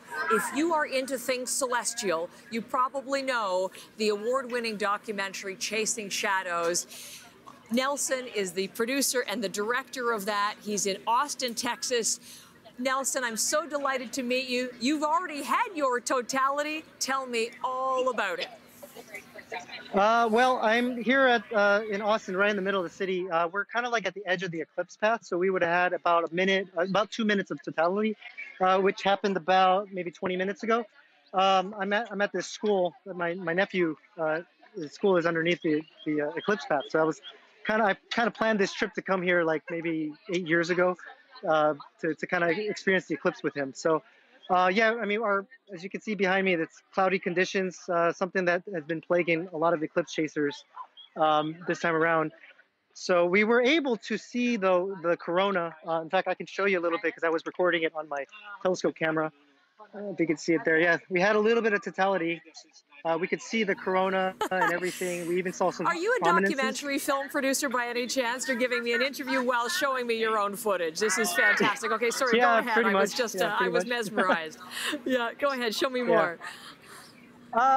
Yeah. So Show me your do that. footage. We only had, like, well, I just want to at least get you guys to see, like, even though we had clouds like this, you know, the 2 minutes it did give us some little bit of corona, so we were able to see that. And of course, naked eye was even better. So I think in about 10 minutes, you guys are gonna witness your totality. So that's gonna be pretty exciting. I really hope you guys got the clear skies. I think you guys have much better weather than what we have here. So really hoping that you I guys all don't get know, to see it over Nelson. there. You know, we've had a lot of cloud today. Every time there's a break in the crowd behind me goes wild, and you hear the cheers maybe in our conversation. I know you've seen total eclipses before. 2016, tell me about the eclipse and your experience then, because what happened for you in Austin, Texas, I'm going to bet, Nelson, does not top what happened to you personally in 2016. Yeah, so 2016, we were in Sulawesi in Indonesia, and over there the clouds were a toss-up as well, exactly like this the day before the eclipse. Morning of the eclipse, clear skies, could see not a cloud in sight. Very lucky. And for me, my heart was raging a little bit more because it was like a high risk kind of a situation. I was planning to propose to my then girlfriend, now wife at the time. So I proposed to her. I told her I'd give her 3 diamond rings. We successfully and beautifully saw 2 diamond rings in the sky, and then I got down on my knees right after and gave her the 3rd diamond ring. So she said yes. Yeah. So it was probably one of the most memorable eclipses ever. Story. Yeah. Such a beautiful story. She said, yet what an auspicious beginning. You have twin boys now, and as you say, you're sort of introducing them to the family business. What's the Generations project you're working on now, Nelson?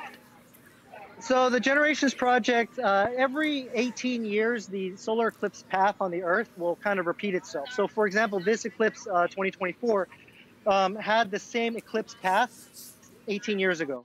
And it went over Turkey and I think Middle Asia and that whole area.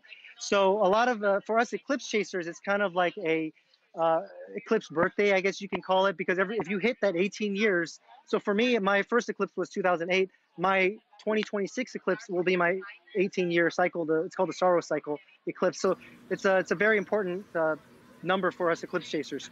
So my twins were born last year, and what I'm trying to do with this art project is, you know, a lot of eclipse chasers, they'll take photos of the sun, get those close-ups, or they'll get some nice landscapes. I've decided to kind of do something a little different and kind of showcase me. So I can kind of show you a little of my setup here. I've got like my strobe and my camera, this one here. It's basically to capture us and the eclipse, you know. So it's kind of like a selfie, almost like a self-portrait. So the Generations project, I wanted to kind of showcase my kids as they grew up along the ways with the eclipse. So starting this year, then the next one in 2026, and so on and so forth, all the way until they're 18 years old. So hopefully they can get that one sorrow cycle. So yeah, and then I can like kind of have that exhibit 20 years from now.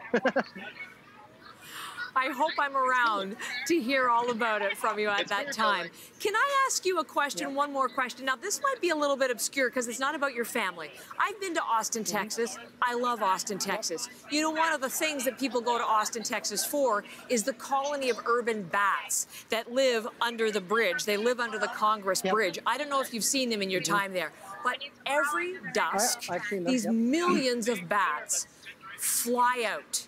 And I was thinking, if it's a total solar eclipse and day becomes night, have you heard anything yet about how the bat behavior was? If they suddenly flew out early or thought that it was time to go for their hunt? That would be a really interesting story there. That definitely would be an interesting story. I'm not surprised if they did come out. I'm unfortunately not in an area to have witnessed that. But I can tell you that about 5 minutes before totality here, even with the clouds, that animals were starting to act a little funny. We saw some birds kind of circling, kind of interestingly in the sky.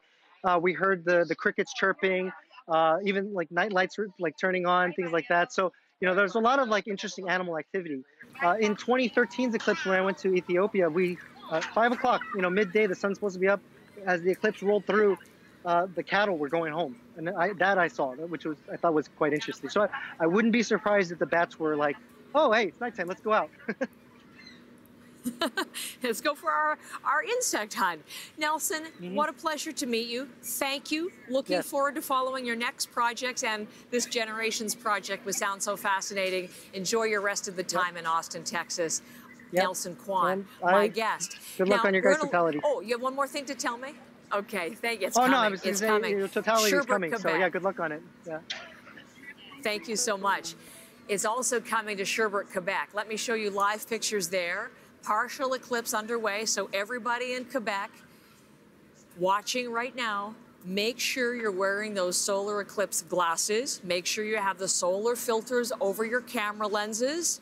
This is what we need to be doing right now because you're not at totality yet. And as we look at these pictures, you're going to hear the voice of Ryan Marciniak, who's been with me all morning and all afternoon, and we've been enjoying his expertise so much from Astronomy in Action. One of the things in Nelson Kwan's documentary, Chasing Shadows, there's a line that says, once you experience a total solar eclipse, it changes you. You've seen one. Did it change you? It did. I mean, being an astronomer, you have I guess a more intimate understanding of what's happening in the cosmos around us. But to be there and to understand that these three celestial bodies are lining up perfectly, and you are along that line, you are part of that experience. You feel connected to the entire universe at that moment. So that's what we're going to feel here. Now, I should tell you that Ryan and I right now, we're under a tent. So we're protected in terms of whatever bursts through. Every once in a while we hear, I'm just looking this way because the sun is this way over my shoulder. I can't believe the crowd now. It's fantastic. For a while they were saying 1 million people in Niagara Falls. I don't know if we're going to hit that because it's not the best weather, but they certainly are expecting 100,000, hundreds of thousands potentially. And if you've missed the last reference point, the biggest one-time crowd they had here was when Nick Wallenda walked on that tightrope from the American Falls over here across to Horseshoe Falls. 150,000 people were there to witness that. Can you imagine that? Pretty incredible. But we do expect there are many, many more people watching in one of the natural wonders of the world, Niagara Falls, what is sure to be another natural wonder of the world. We've been watching all morning quite a lot of seagulls. Yeah. What are they likely to do as totality approaches? Their nighttime routine, maybe landing, nesting a little bit, kind of settling down, but maybe a little surprised that they're doing that so early, but it will get pretty quiet as far as birds go. But interestingly, it won't be silent for us, I wouldn't imagine, because of the falls behind us. Well, between the falls and the crowd, I'm sure it'll be quite loud. They'll be cheering, I'm sure. Definitely. But we are in front of the second largest falls in the world behind Victoria Falls, but the most water, 168,000 cubic meters every minute. This is rushing over, so it's really, it's a roar. It's a beautiful place to be. Even if the weather is cloudy for the rest of the eclipse, we have this wonder of the world to look at. It really is. So stand by for just a second. I want to bring in Katie Nicholson. I haven't seen personally, Katie, the partial eclipse. These are my live shots here that you're seeing up on the camera. This is what's going on in Niagara Falls because I'm under my tent. I'm keeping my eyes very well sheltered, but you've been out there. I do have my glasses at the ready, though, of course. Now, what's been happening out there with the crowd as you've been talking to people as totality approaches? Well, this is sort of the scene. You can see a fair number of people still staring up, looking, willing the clouds to sort of part again. You can sort of feel it here. We had those brief moments around 2:43 to 2:45. That's when we heard these whoops from the crowd. People were so excited because they could actually see it a bit with the naked eye, and people were putting their glasses on and off and on and off because it was really hard to make out at first. All of our friends along here with their telescopes started hustling really quickly, trying to basically record the images they were getting. I talked to a couple who had come in from North Carolina, and they woke up this morning. They saw how cloudy it was. They were just like, oh, what a bummer. And then they had that moment, and they were showing me the pictures that they got, which were just pretty incredible, just as the moon and the sun just started to encroach upon one another there. So what's happening here is people are just really wanting another moment of that as we get close to totality. But obviously, one of the reasons that people wanted to come here was to have that experience of darkness in the middle of the day, essentially. And so and to really, I guess, be blown away by this sort of celestial show. Can't do that when it's this cloudy. So really, this is everyone's just kind of hanging out here, waiting for a slightly better view, waiting for the skies to clear just a little bit. And you know, I don't know, like I didn't think we were going to get what we just got a little while ago. So Heather, I'm like kind of holding hope, and I'm holding onto my glasses just in case we have that break.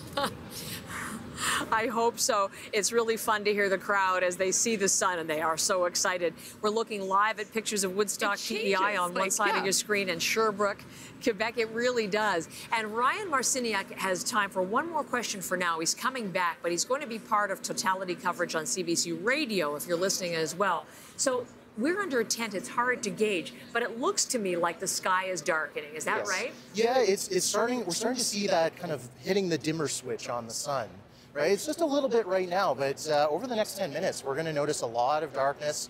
And then when we approach totality, we'll start to see the shadow coming across, the darkness looming across us. I can feel the breeze. It's getting cooler. I think it is getting cooler. It was 14 degrees. We took the temperature at 1 o'clock. We took the temperature. It was 14. Wow. We are noting, because it'll drop about 10 degrees, won't it? 10 degrees? Yes, and the wind might actually stop and shift direction as well. And then again, as we talk, the seagulls, they're really the only bird life or animal life.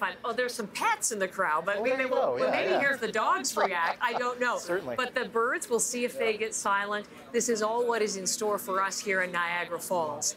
And again, Ryan, thank you. Come on back after your radio duties. We'll continue our conversation. I just want to make sure that you just take stock for just one moment. 1979, the last time there was a total solar eclipse in Canada. There won't be another until 2044, and that's in the western provinces and up in the 3 northern territories. That's a big gap. We need to experience this together as we are and really savor the moments. What we're seeing, this rare spectacle play out live before us, and we're bringing you live pictures all along the path of totality. So Jay Scotland's camera in Woodstock, we're looking at Alison Northcott's camera at Montmagny, the observatory there. You can see the partial eclipses in Sherbrooke. I'm really hoping that the cloud breaks and I can bring you my own live camera, but so far, not. Andrew, we've been saying a lot of Doris Day. Que sera, sera. We're just going with it here in Niagara. Whatever happens. So what's going on in Toronto where you are? Well, Heather, this serves me right because I was bragging about the sun coming out. It is gone. It is cloudy skies here in Toronto where we're under partial eclipse. But we are, as you've been mentioning, just minutes away. And Pauline is here, Barnaby is here with me, just minutes away from totality for many people in southwestern Ontario, and then it'll quickly kind of clip through southern Ontario into Quebec, into the Maritimes, and then finally Newfoundland over about a half-an-hour period. So for those in the bright sunshine, what are they going to experience? Well, they'll see the moon totally covering the sun. They may get to see the diamond ring effect, where you see a little bright spot on the edge of the moon, or the edge of the moon and the sun. They might get to see Bailey's beads, which is where the sunlight filters through the craters on the edge of the moon, which is super cool. Yeah. They'll see birds landing or doing their sleepy time things. They'll feel it getting cooler, and maybe the winds will change shape, change direction. It feels a little, I don't know, it feels a little bit cooler here, and it does seem darker. Do you think are we experiencing that? I think we're starting to get a bit of the edge of that, yeah. And, you know, for those of us under the clouds, we're still going to see it get dark. We're just not going to get to see all of the awesome stuff next to the sun. Okay, so now that we are very close to experiencing that, or many Canadians are, those in Niagara and southern Ontario and other parts, remind us about the safety tips in terms of the glasses and what we need to be doing. Gotcha. So folks who are under clear skies, you want to keep your glasses on until you see the sun go away. Basically, that's how you'll know totality is started, and you can take the glasses off. And then you got to put them back on 2 to 3 minutes later, depending on where exactly you are. People where it's not a total eclipse need to keep the glasses on. You know, if you've got as many clouds as we have here, you probably can't see the sun anyway. Yeah. But keep the glasses handy. You might need them. And remind us about why this happens. This is all about the size of the moon versus the size and the distance of the sun, right? Right. In terms of how this happens. Right. So the moon is coming between the sun and the earth, and it just happens that the moon is the right size to block out the sun. Except sometimes when the moon is a little further away and it's not quite big enough to block out the sun, we call that an annular eclipse. So if you've heard that word, that's what that means. All right, Pauline, thank you. Okay, so here we are. Heather, I know, and I was just going to ask you finally, in terms of the 99.9%, yeah, it just won't be the same. Right. But Heather, I know we're so close. Back to you in Niagara Falls. We are. I can see your sky darkening, Andrew, and thank you so much. Can you see mine? It's quite extraordinary. I want you to watch this, but there we are. Look at this. You can see my breath. The temperature has dropped considerably and quickly. And Katie Nicholson, who's just, let me see, can I see Katie somewhere in the crowd just behind me? Are you noticing the same thing, Katie, in terms of darkness, light, sounds, cold? What are you seeing? We've noticed, yeah. Big shift in light, but also just temperature, the wind, and the thing that I'm really noticing, I kind of feel a bit like Tippi Hedren and the birds. The seagulls here have just really kicked up. They're flying around. We sort of hear them. I don't know. Dad, do you want to just like grab a couple of them? They've been sort of like flocking around us off to the side a bit more too, flying low, just sort of going around in circles. They certainly seem a little bit more disturbed, and we, of course, have heard multiple times. Sometimes animals start nocturnal behaviors. They get a little bit confused by the sudden rapid onset of darkness. But you can feel it. It's a tangible, experiential thing. You feel the cold, you feel the dark, and there certainly is a sense that something is shifting. So as we get closer and closer to totality, it has absolutely become crisper, colder, a little windier, and just the birds here clearly a little bit more on edge than they were earlier today. Katie, thank you so much. We saw a couple of planes.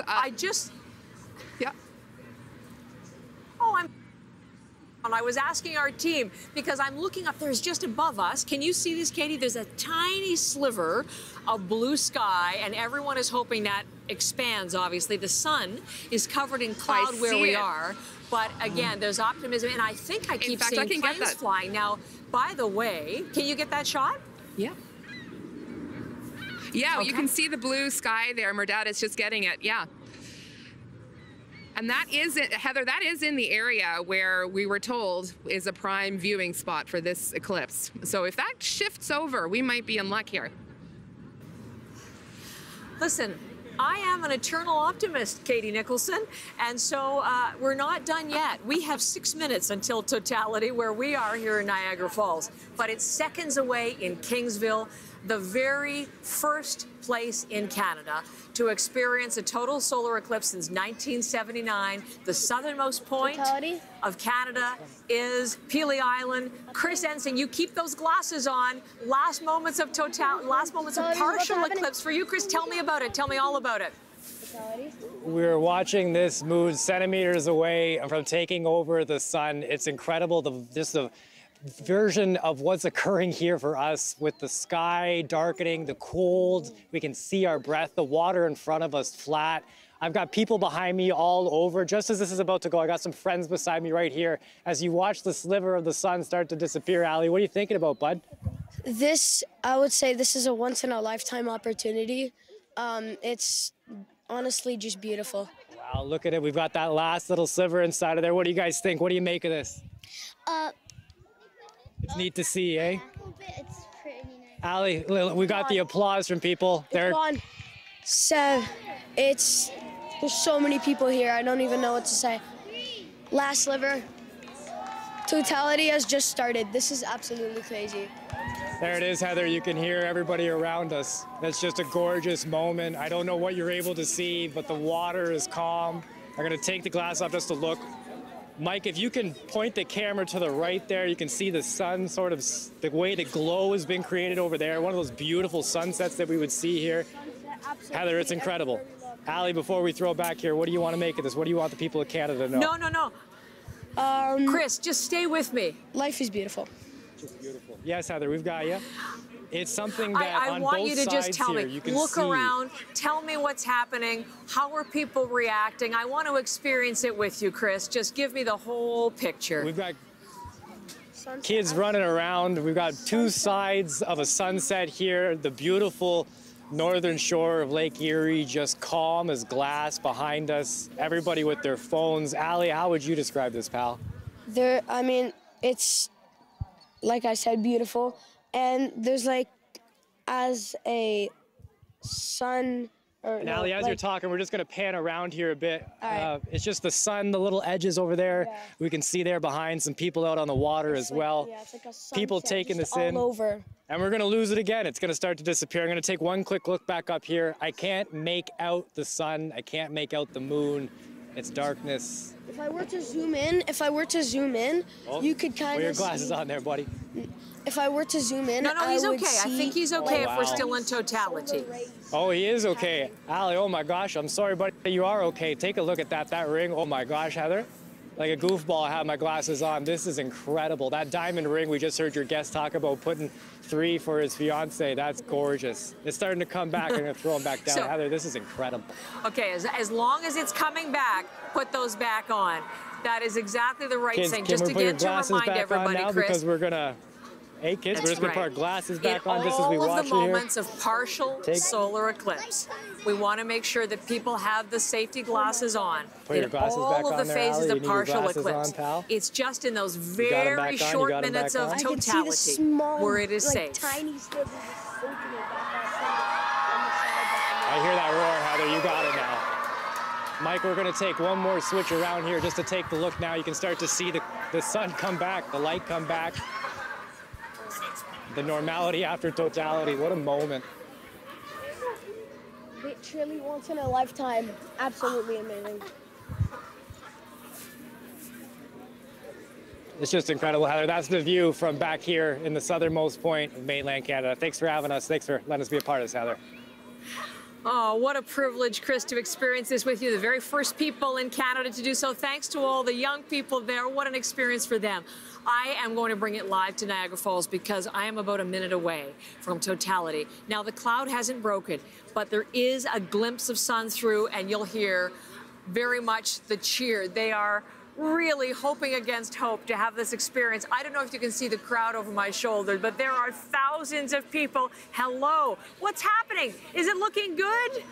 Fingers crossed. Everybody has their glasses on. They are waiting for these last phases before totality. The cameras are up with those solar filters on to take pictures. But if you are going to be in the path of totality, you absolutely, I think, might want to follow the advice of a guest earlier today, which is watch your first one and photograph your second.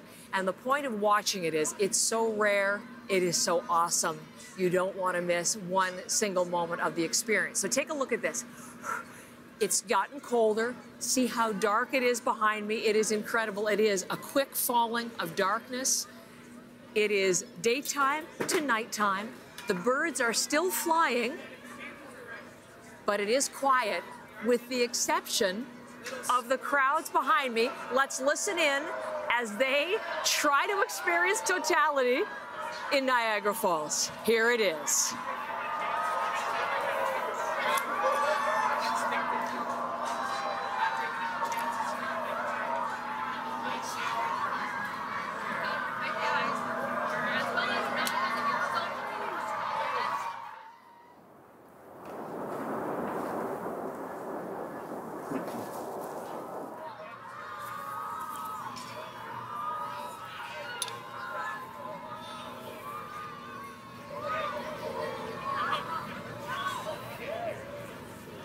Nice.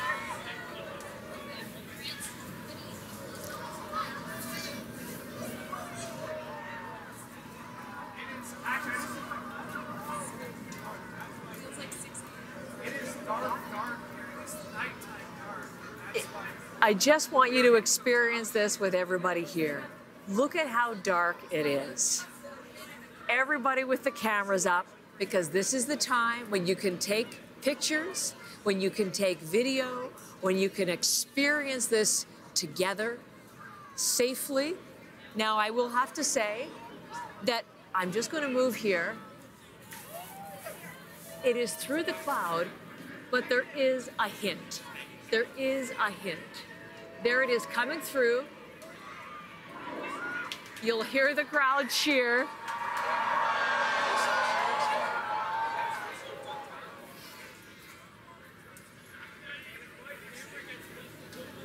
They were prepared for anything, but are going to be thrilled to have even a taste of this rarest of experience. And it's really interesting. Maybe not the full experience, Katie Nicholson, this feeling, because when you look at the corona, as we've seen in some other locations, I mean, it's been extraordinary. This sense of belonging to something bigger, but also this sense of connection to all of the people who are here, to the universe, something bigger than us individually. It has been, for many people, a time of profound emotional, range. Transformative for some people. Must be peeking through.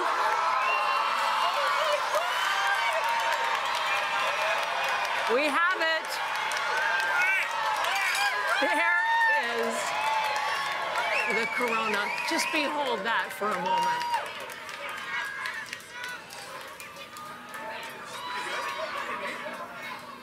Those are the streamers. You're seeing the corona. At any other point, the brightness of the sun hides that from us, but we're getting some of it right now. Let's just experience this together. It keeps peeking out. It doesn't want to disappoint the thousands of people in Niagara Falls, and they are thrilled. Can I bring in Katie Nicholson for just a minute? Katie, are you having a chance with the people around you to experience? What are you seeing? I mean, I'm often not lost for words, and I'm a little lost for words. It's just a heavy, profound feeling. What's your name, sir? Hi, Des. How you doing? Good, good. You just said something to me as I walked by. Oh no, I just said it's absolutely amazing what we just saw, witnessed. How all of a sudden it just became black and very, very shady. But it's been an unbelievable experience, and we just got the full eclipse there for a couple of seconds, which was fantastic. So the crowd are shouting it one more time. So there it is, guys. It's just showing its face. Thank you. Thank you. Take care. Thank you.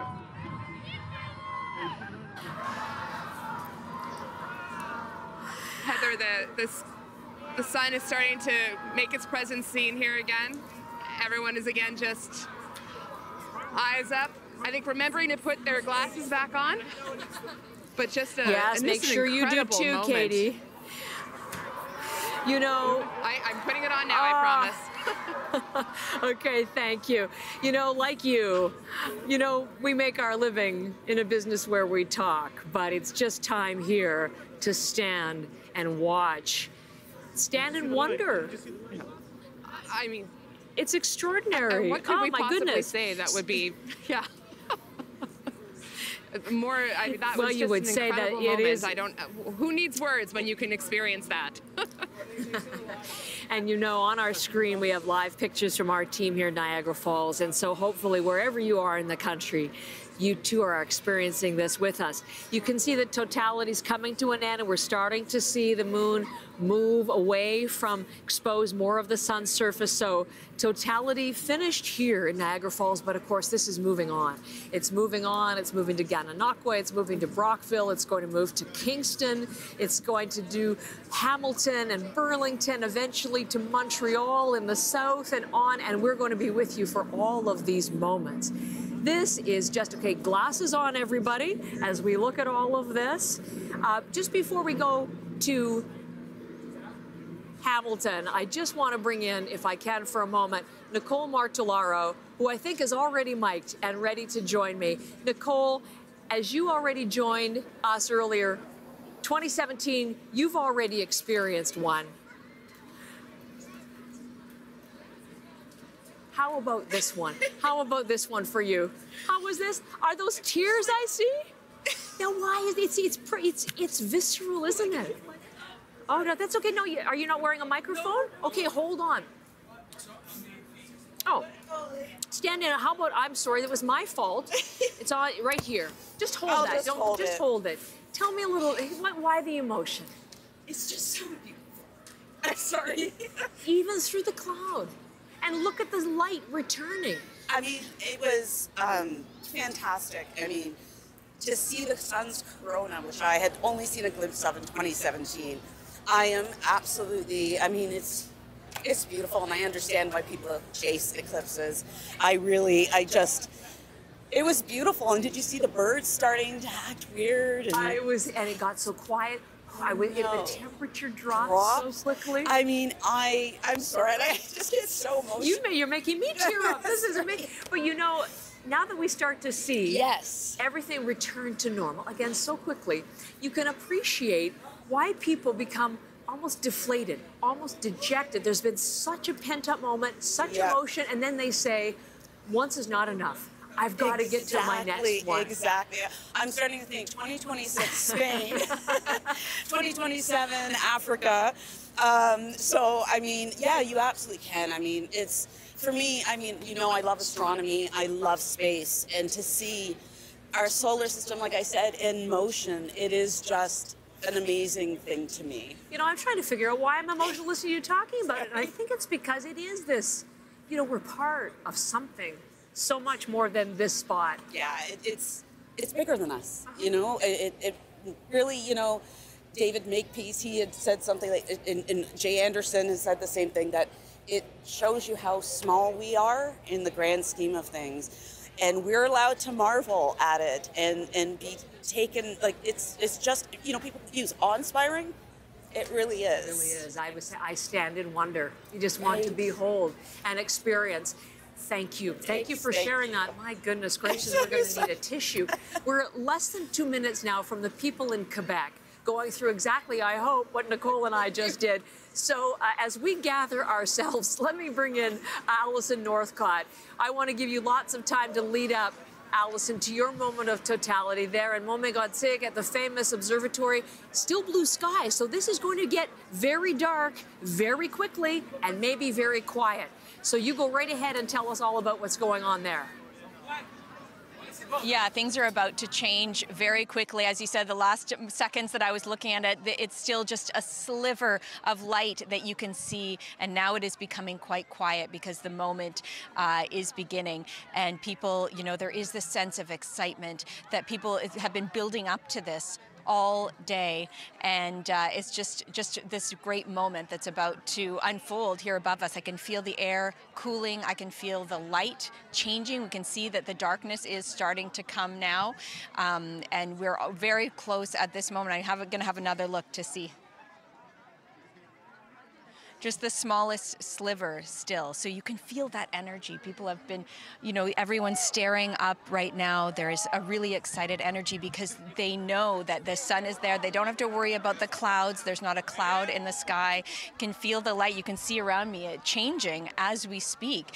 People here, you can feel the emotion already, the anticipation as it's starting to get darker and darker, as you can see, and just a tremendous amount of if I can just interrupt you, Alison, wonder for on just people's a second, faces. because I don't mean to cut you off because I'm going to go back to let you experience it, but what we saw with our live camera was the diamond ring effect, which everyone looks for. That's those last flashes of brilliant sunlight coming through all the valleys and the crags in the moon's surface, and I think behind you must be into totality. Wow. Tell me about how people are reacting. Yeah. I think you can hear it for yourself. I'm just going to take a minute to let you just have a listen.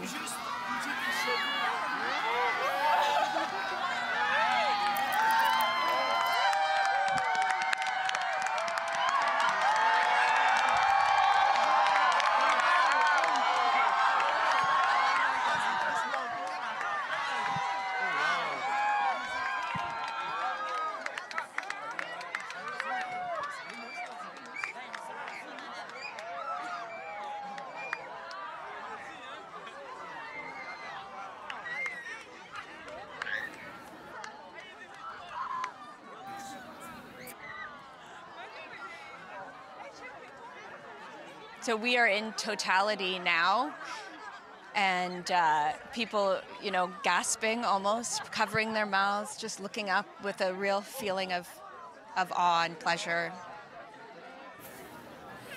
Allison, are you in a position to go and talk to anybody nearby to see what the reaction is from the families? I'm going to just find someone here who I was going to speak with before he's down here. Perfect. How are you doing? We spoke earlier, and I just want to hear from you. I feel really grateful for seeing this because it's really rare, and I feel special because we've been driving for 6 hours to get here, and it's really spectacular. Describe for me what you're looking at right now. We're looking at a ring of light. There's a light of the sun that's being hidden by the moon. So. And it changed so quickly, the light. Yeah. Yeah, it is incredible. Why did you want to be able to see this? I think it's part of the science that I love exploring, and understanding the cycle of the moon. I believe it is interesting. So this is something really special about the moon cycle, where we get no light at the point where we're at. I'll let you get back to enjoying it. Thank you so much.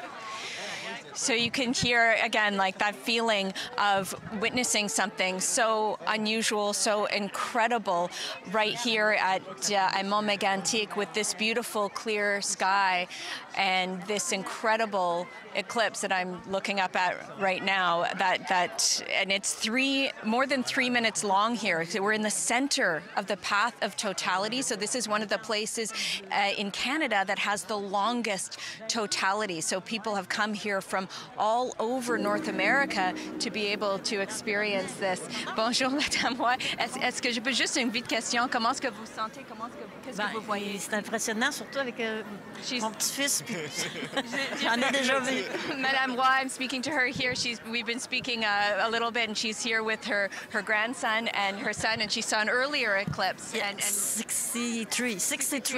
Tell me what you're seeing. I don't remember. No. Right now. It's new. It's like new for me. Huh? I don't remember. I was 15. What are you feeling right now? Very good, eh? And yeah, magnificent. It's beautiful. Yeah, it's very cool. I love it. Merci beaucoup. And you get Venus. Yes. So we can also see Venus there as well. Yeah, it's just an incredible sky. The colors. She comes to see the eclipse too, right? Yeah. It's the brightest. We have to put our glasses back on now.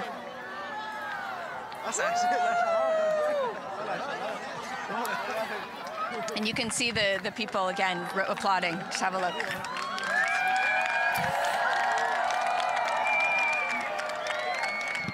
The glasses go back on, Allison. Everyone applauding and cheering because they know that it has been the end of totality. Our timing on our live shot is just a little bit out of sync from yours. We were kind of watching the live pictures from Sherbrooke, a little bit away from where you are in Mont Mégantic, but we saw incredible prominences in Sherbrooke. We saw the diamond ring at the end. I don't think I saw Venus on my screen, but how wonderful. That was one of the things that we were anticipating, that if totality was extraordinary, we might see some of the planets. Allison, thank you so much for sharing that. I want to take you to New Brunswick, Florenceville-Bristol, and Brett Ruskin. Your turn. What's happening? Heather, this is just like, I mean, we were talking about, it's going to be dramatic, and it's going to, the speed at which the temperature dropped, the light dropped. I can see Jupiter, I can see Venus.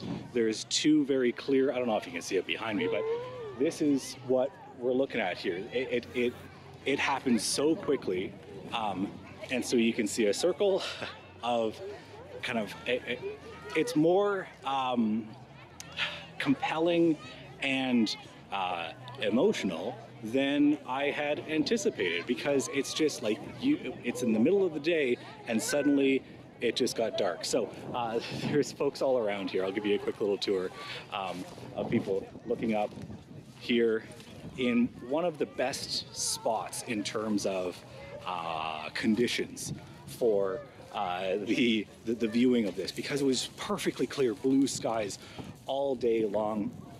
So we got that full sun to full eclipse moment.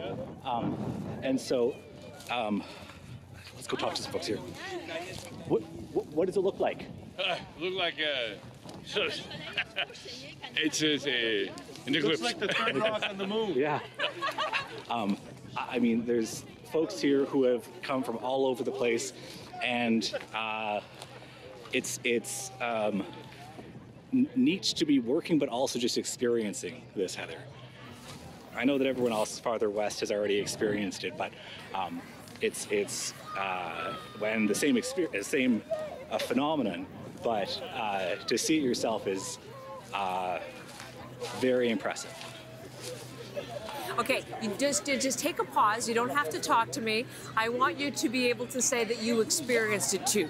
So just look at it. Do you have your camera? Can you take a selfie? This is safe to do, by the way, during totality. I don't know if you have one with you. Maybe not. I want you to have that for the record. Absolutely, I can take a selfie while I broadcast. Okay, get that set. I just remind people that where you are in New Brunswick has not seen this phenomenon since 932. It has been more than 1,000 years. And there you are, Brett Ruskin, bringing the moment to us. And Brett, so we're coming back. Goodness, we're coming back. That's fantastic. That is excellent. So, okay.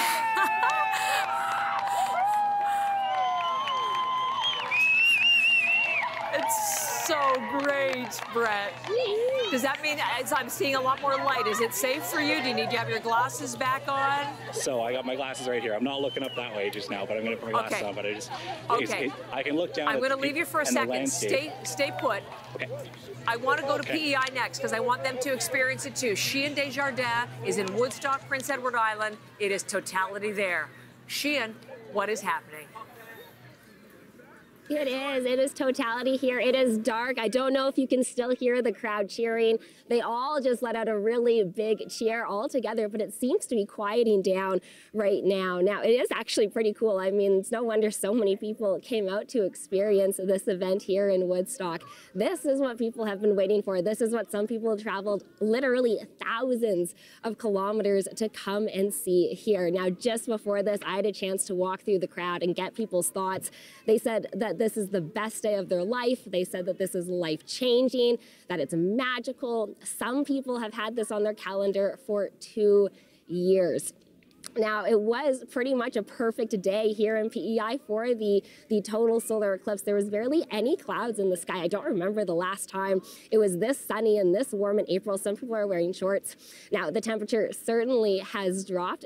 It's eerie how quiet it is all of a sudden. I think everyone is just really trying to take this whole experience in.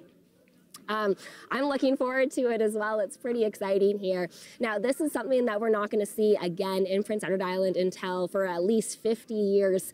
So like I said, everyone is really trying to take this whole experience in. But I did have a chance to speak with some kids out in the crowd, and they said that they're already looking forward to it. So we'll have to see what happens 50 years from now. But the crowd is excited. I think people are really pleased with what they saw today in Prince Edward Island, Heather.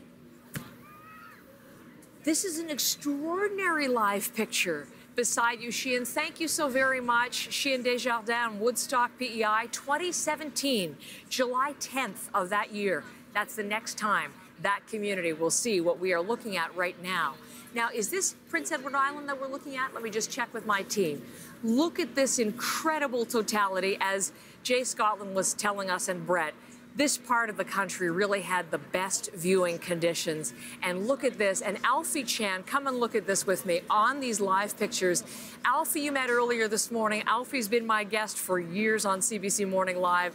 He's 15, but he loves space, and he has since he was a little boy. Now that is a total solar eclipse. What are you seeing in that picture? It's definitely totality for sure. You can see kind of like the hole covering the sun. You can see the sun's corona flare outside of the moon. Oh, and there we go. That's the diamond ring effect right there. So is that it's moving off then? Yeah, that's moving off. That's moving off. So let's wait and see what we see, because we have seen diamond rings which are unbelievable. That last blast, or in this case, it'll be the first blast of light as it moon's moving away from the sun. So you get, now we're seeing, now I haven't seen this. Now this could just be our monitor or our cameras, but I haven't seen those different colors. That could just be what we're looking at on the screen.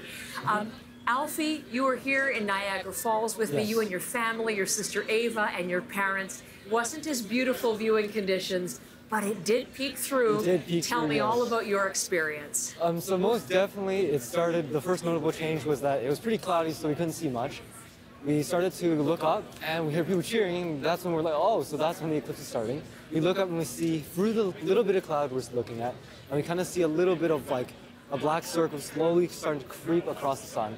And then that's when we start to notice, oh, it's getting dimmer and dimmer. And then it starts getting colder. The animals, like the seagulls out here at Niagara Falls, they started like flying all the way. Yeah, they're all flying at that direction, yeah. They were going away, Yeah. were they? That's really interesting. So a little bit unusual behavior. Were they quiet? No, they were like cawing and chirping the whole time while they were flying. And they all flew in one big group and down that direction over there.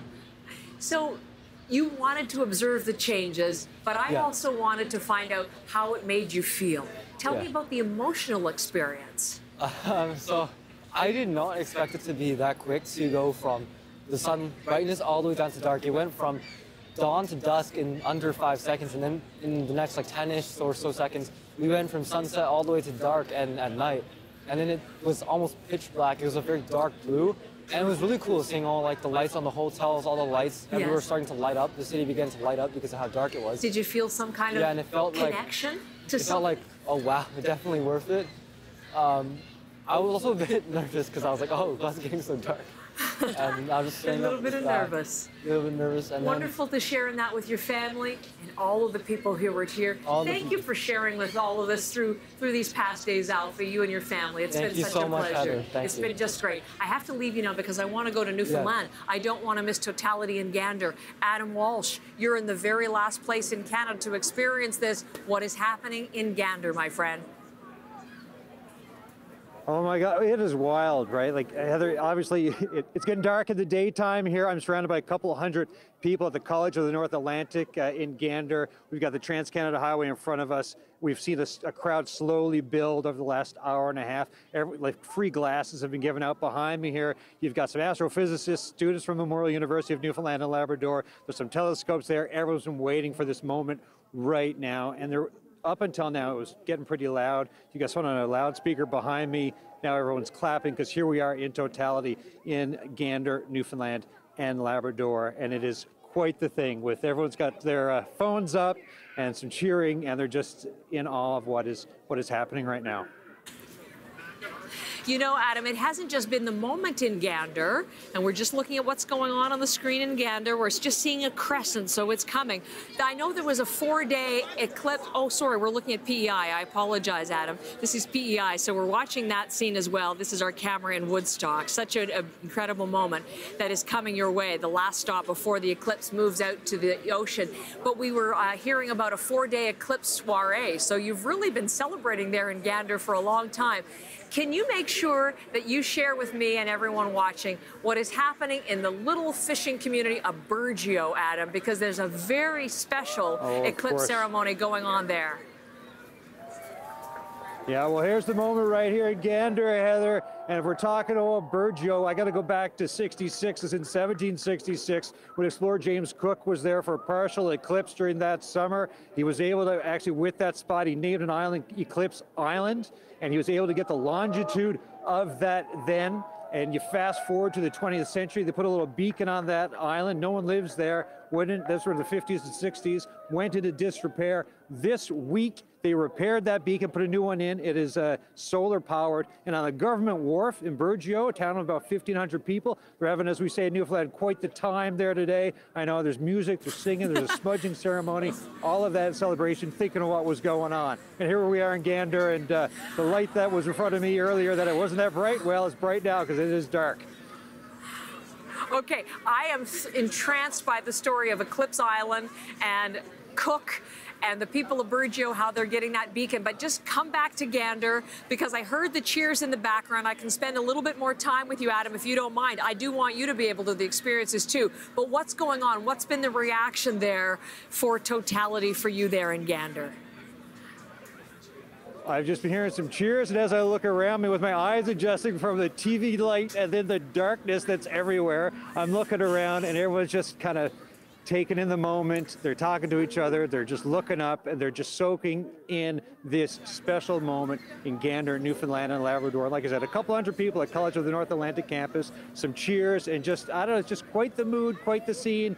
And here as well, not just in Burgeo, here in Gander, it's quite the time too, Heather. They're missing out in St. John's, I think, aren't they today, Adam? They'll be wishing that they were with you there in Gander.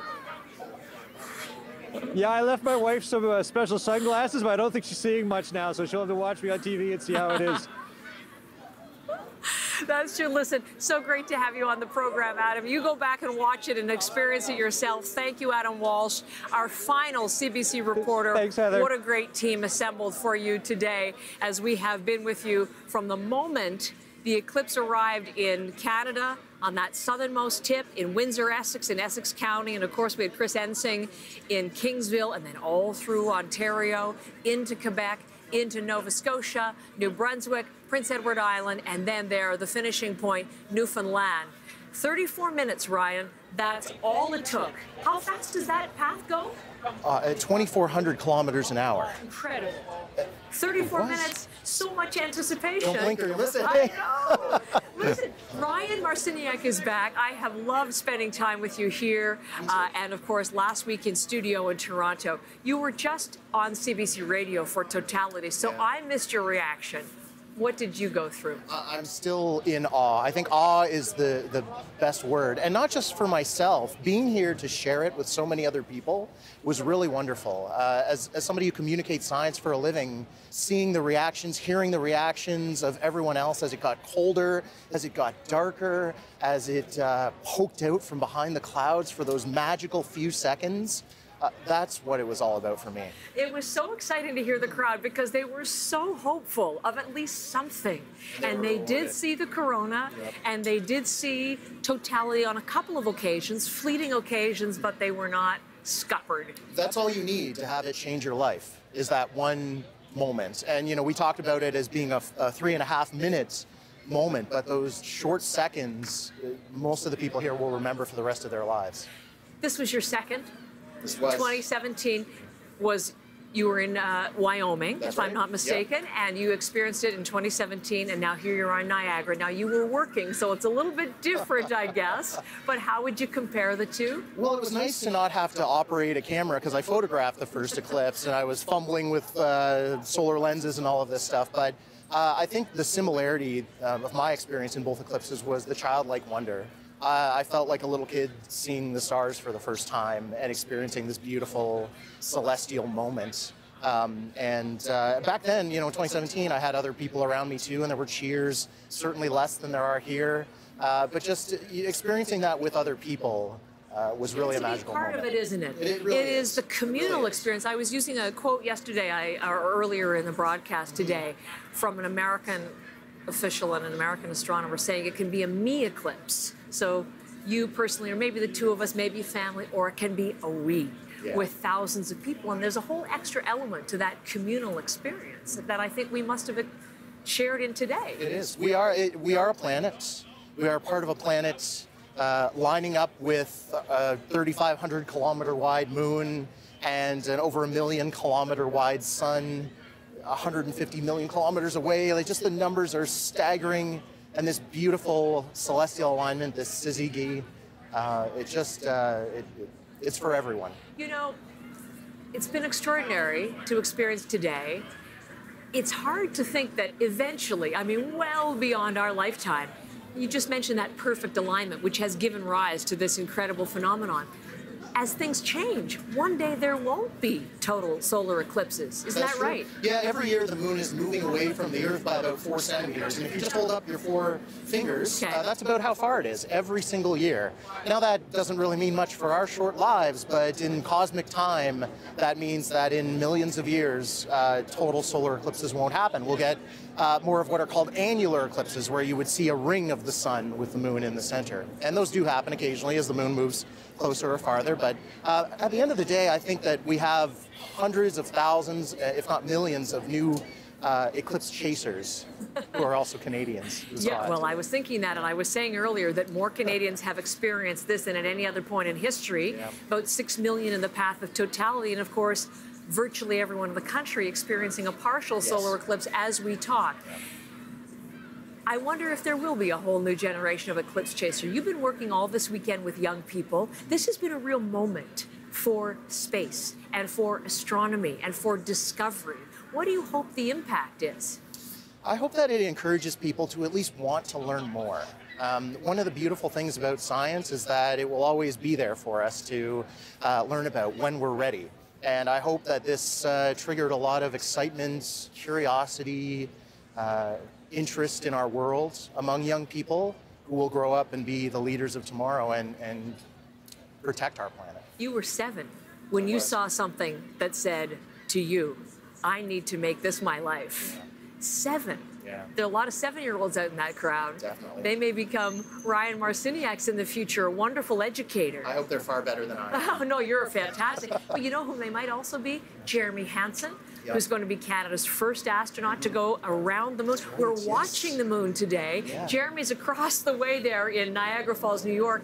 But he's going to be around the moon, and he's watching his first total solar eclipse today. I was thinking of him and wondering, what must his experience be as he looks at it on a screen and then thinks, maybe sometime after next September, I'm going to be seeing that for myself. I imagine he feels that every time he sees the full moon as well, and just kind of stares up at it and thinking about how far away it is and yet how close it is. I mean, for him, there's a huge mental preparation in this adventure, but he is the perfect person to represent our country, our interests, and to inspire the next generation of young people to become astronauts.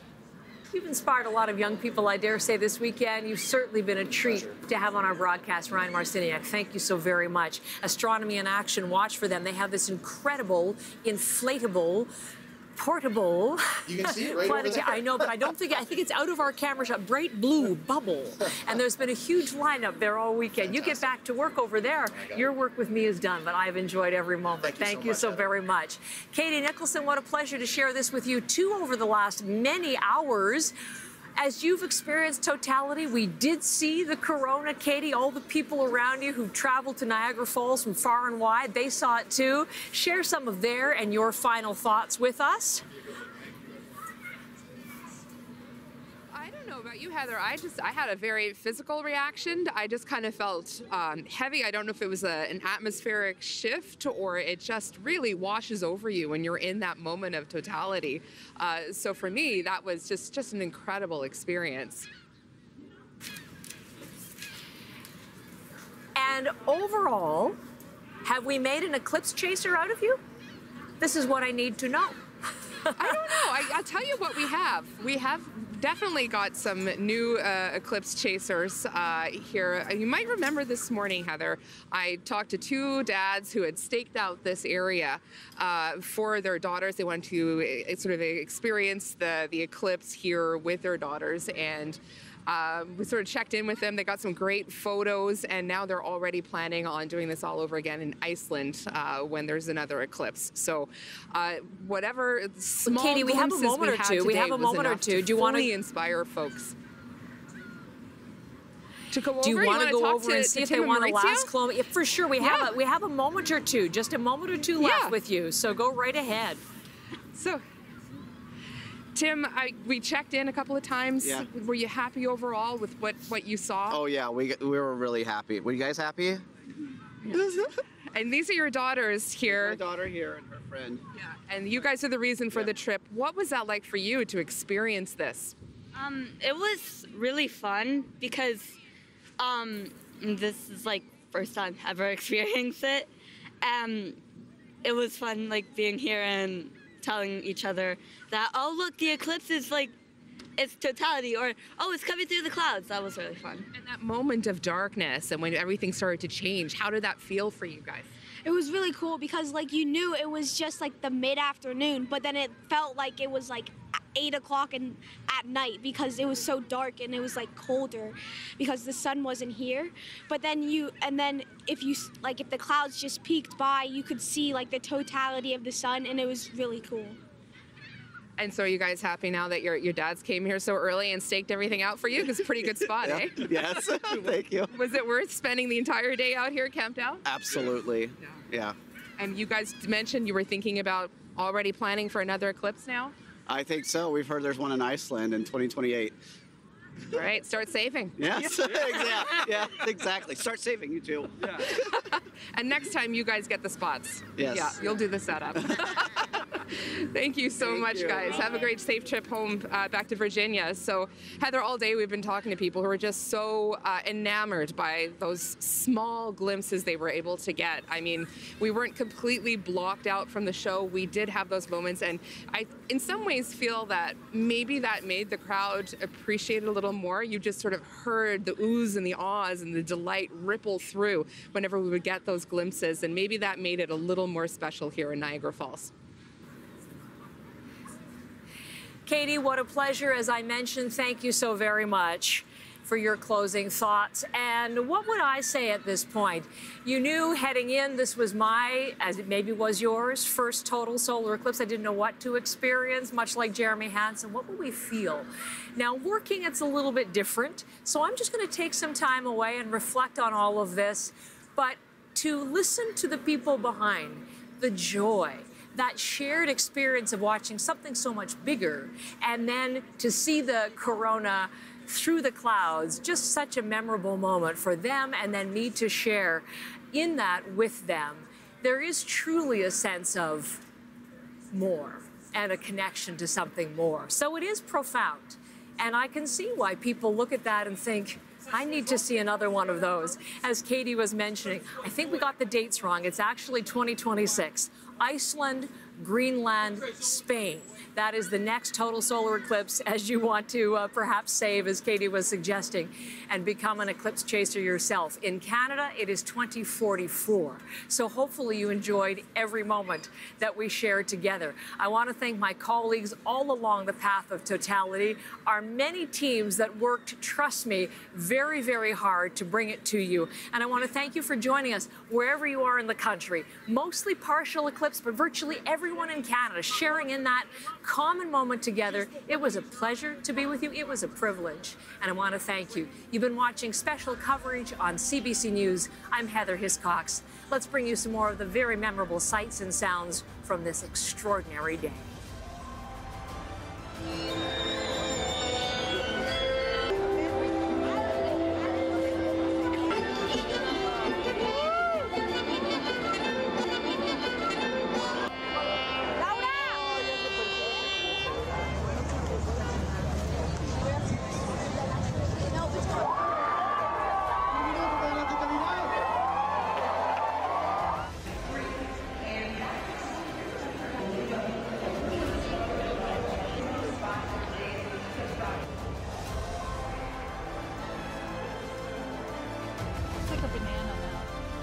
Or a chili chicken.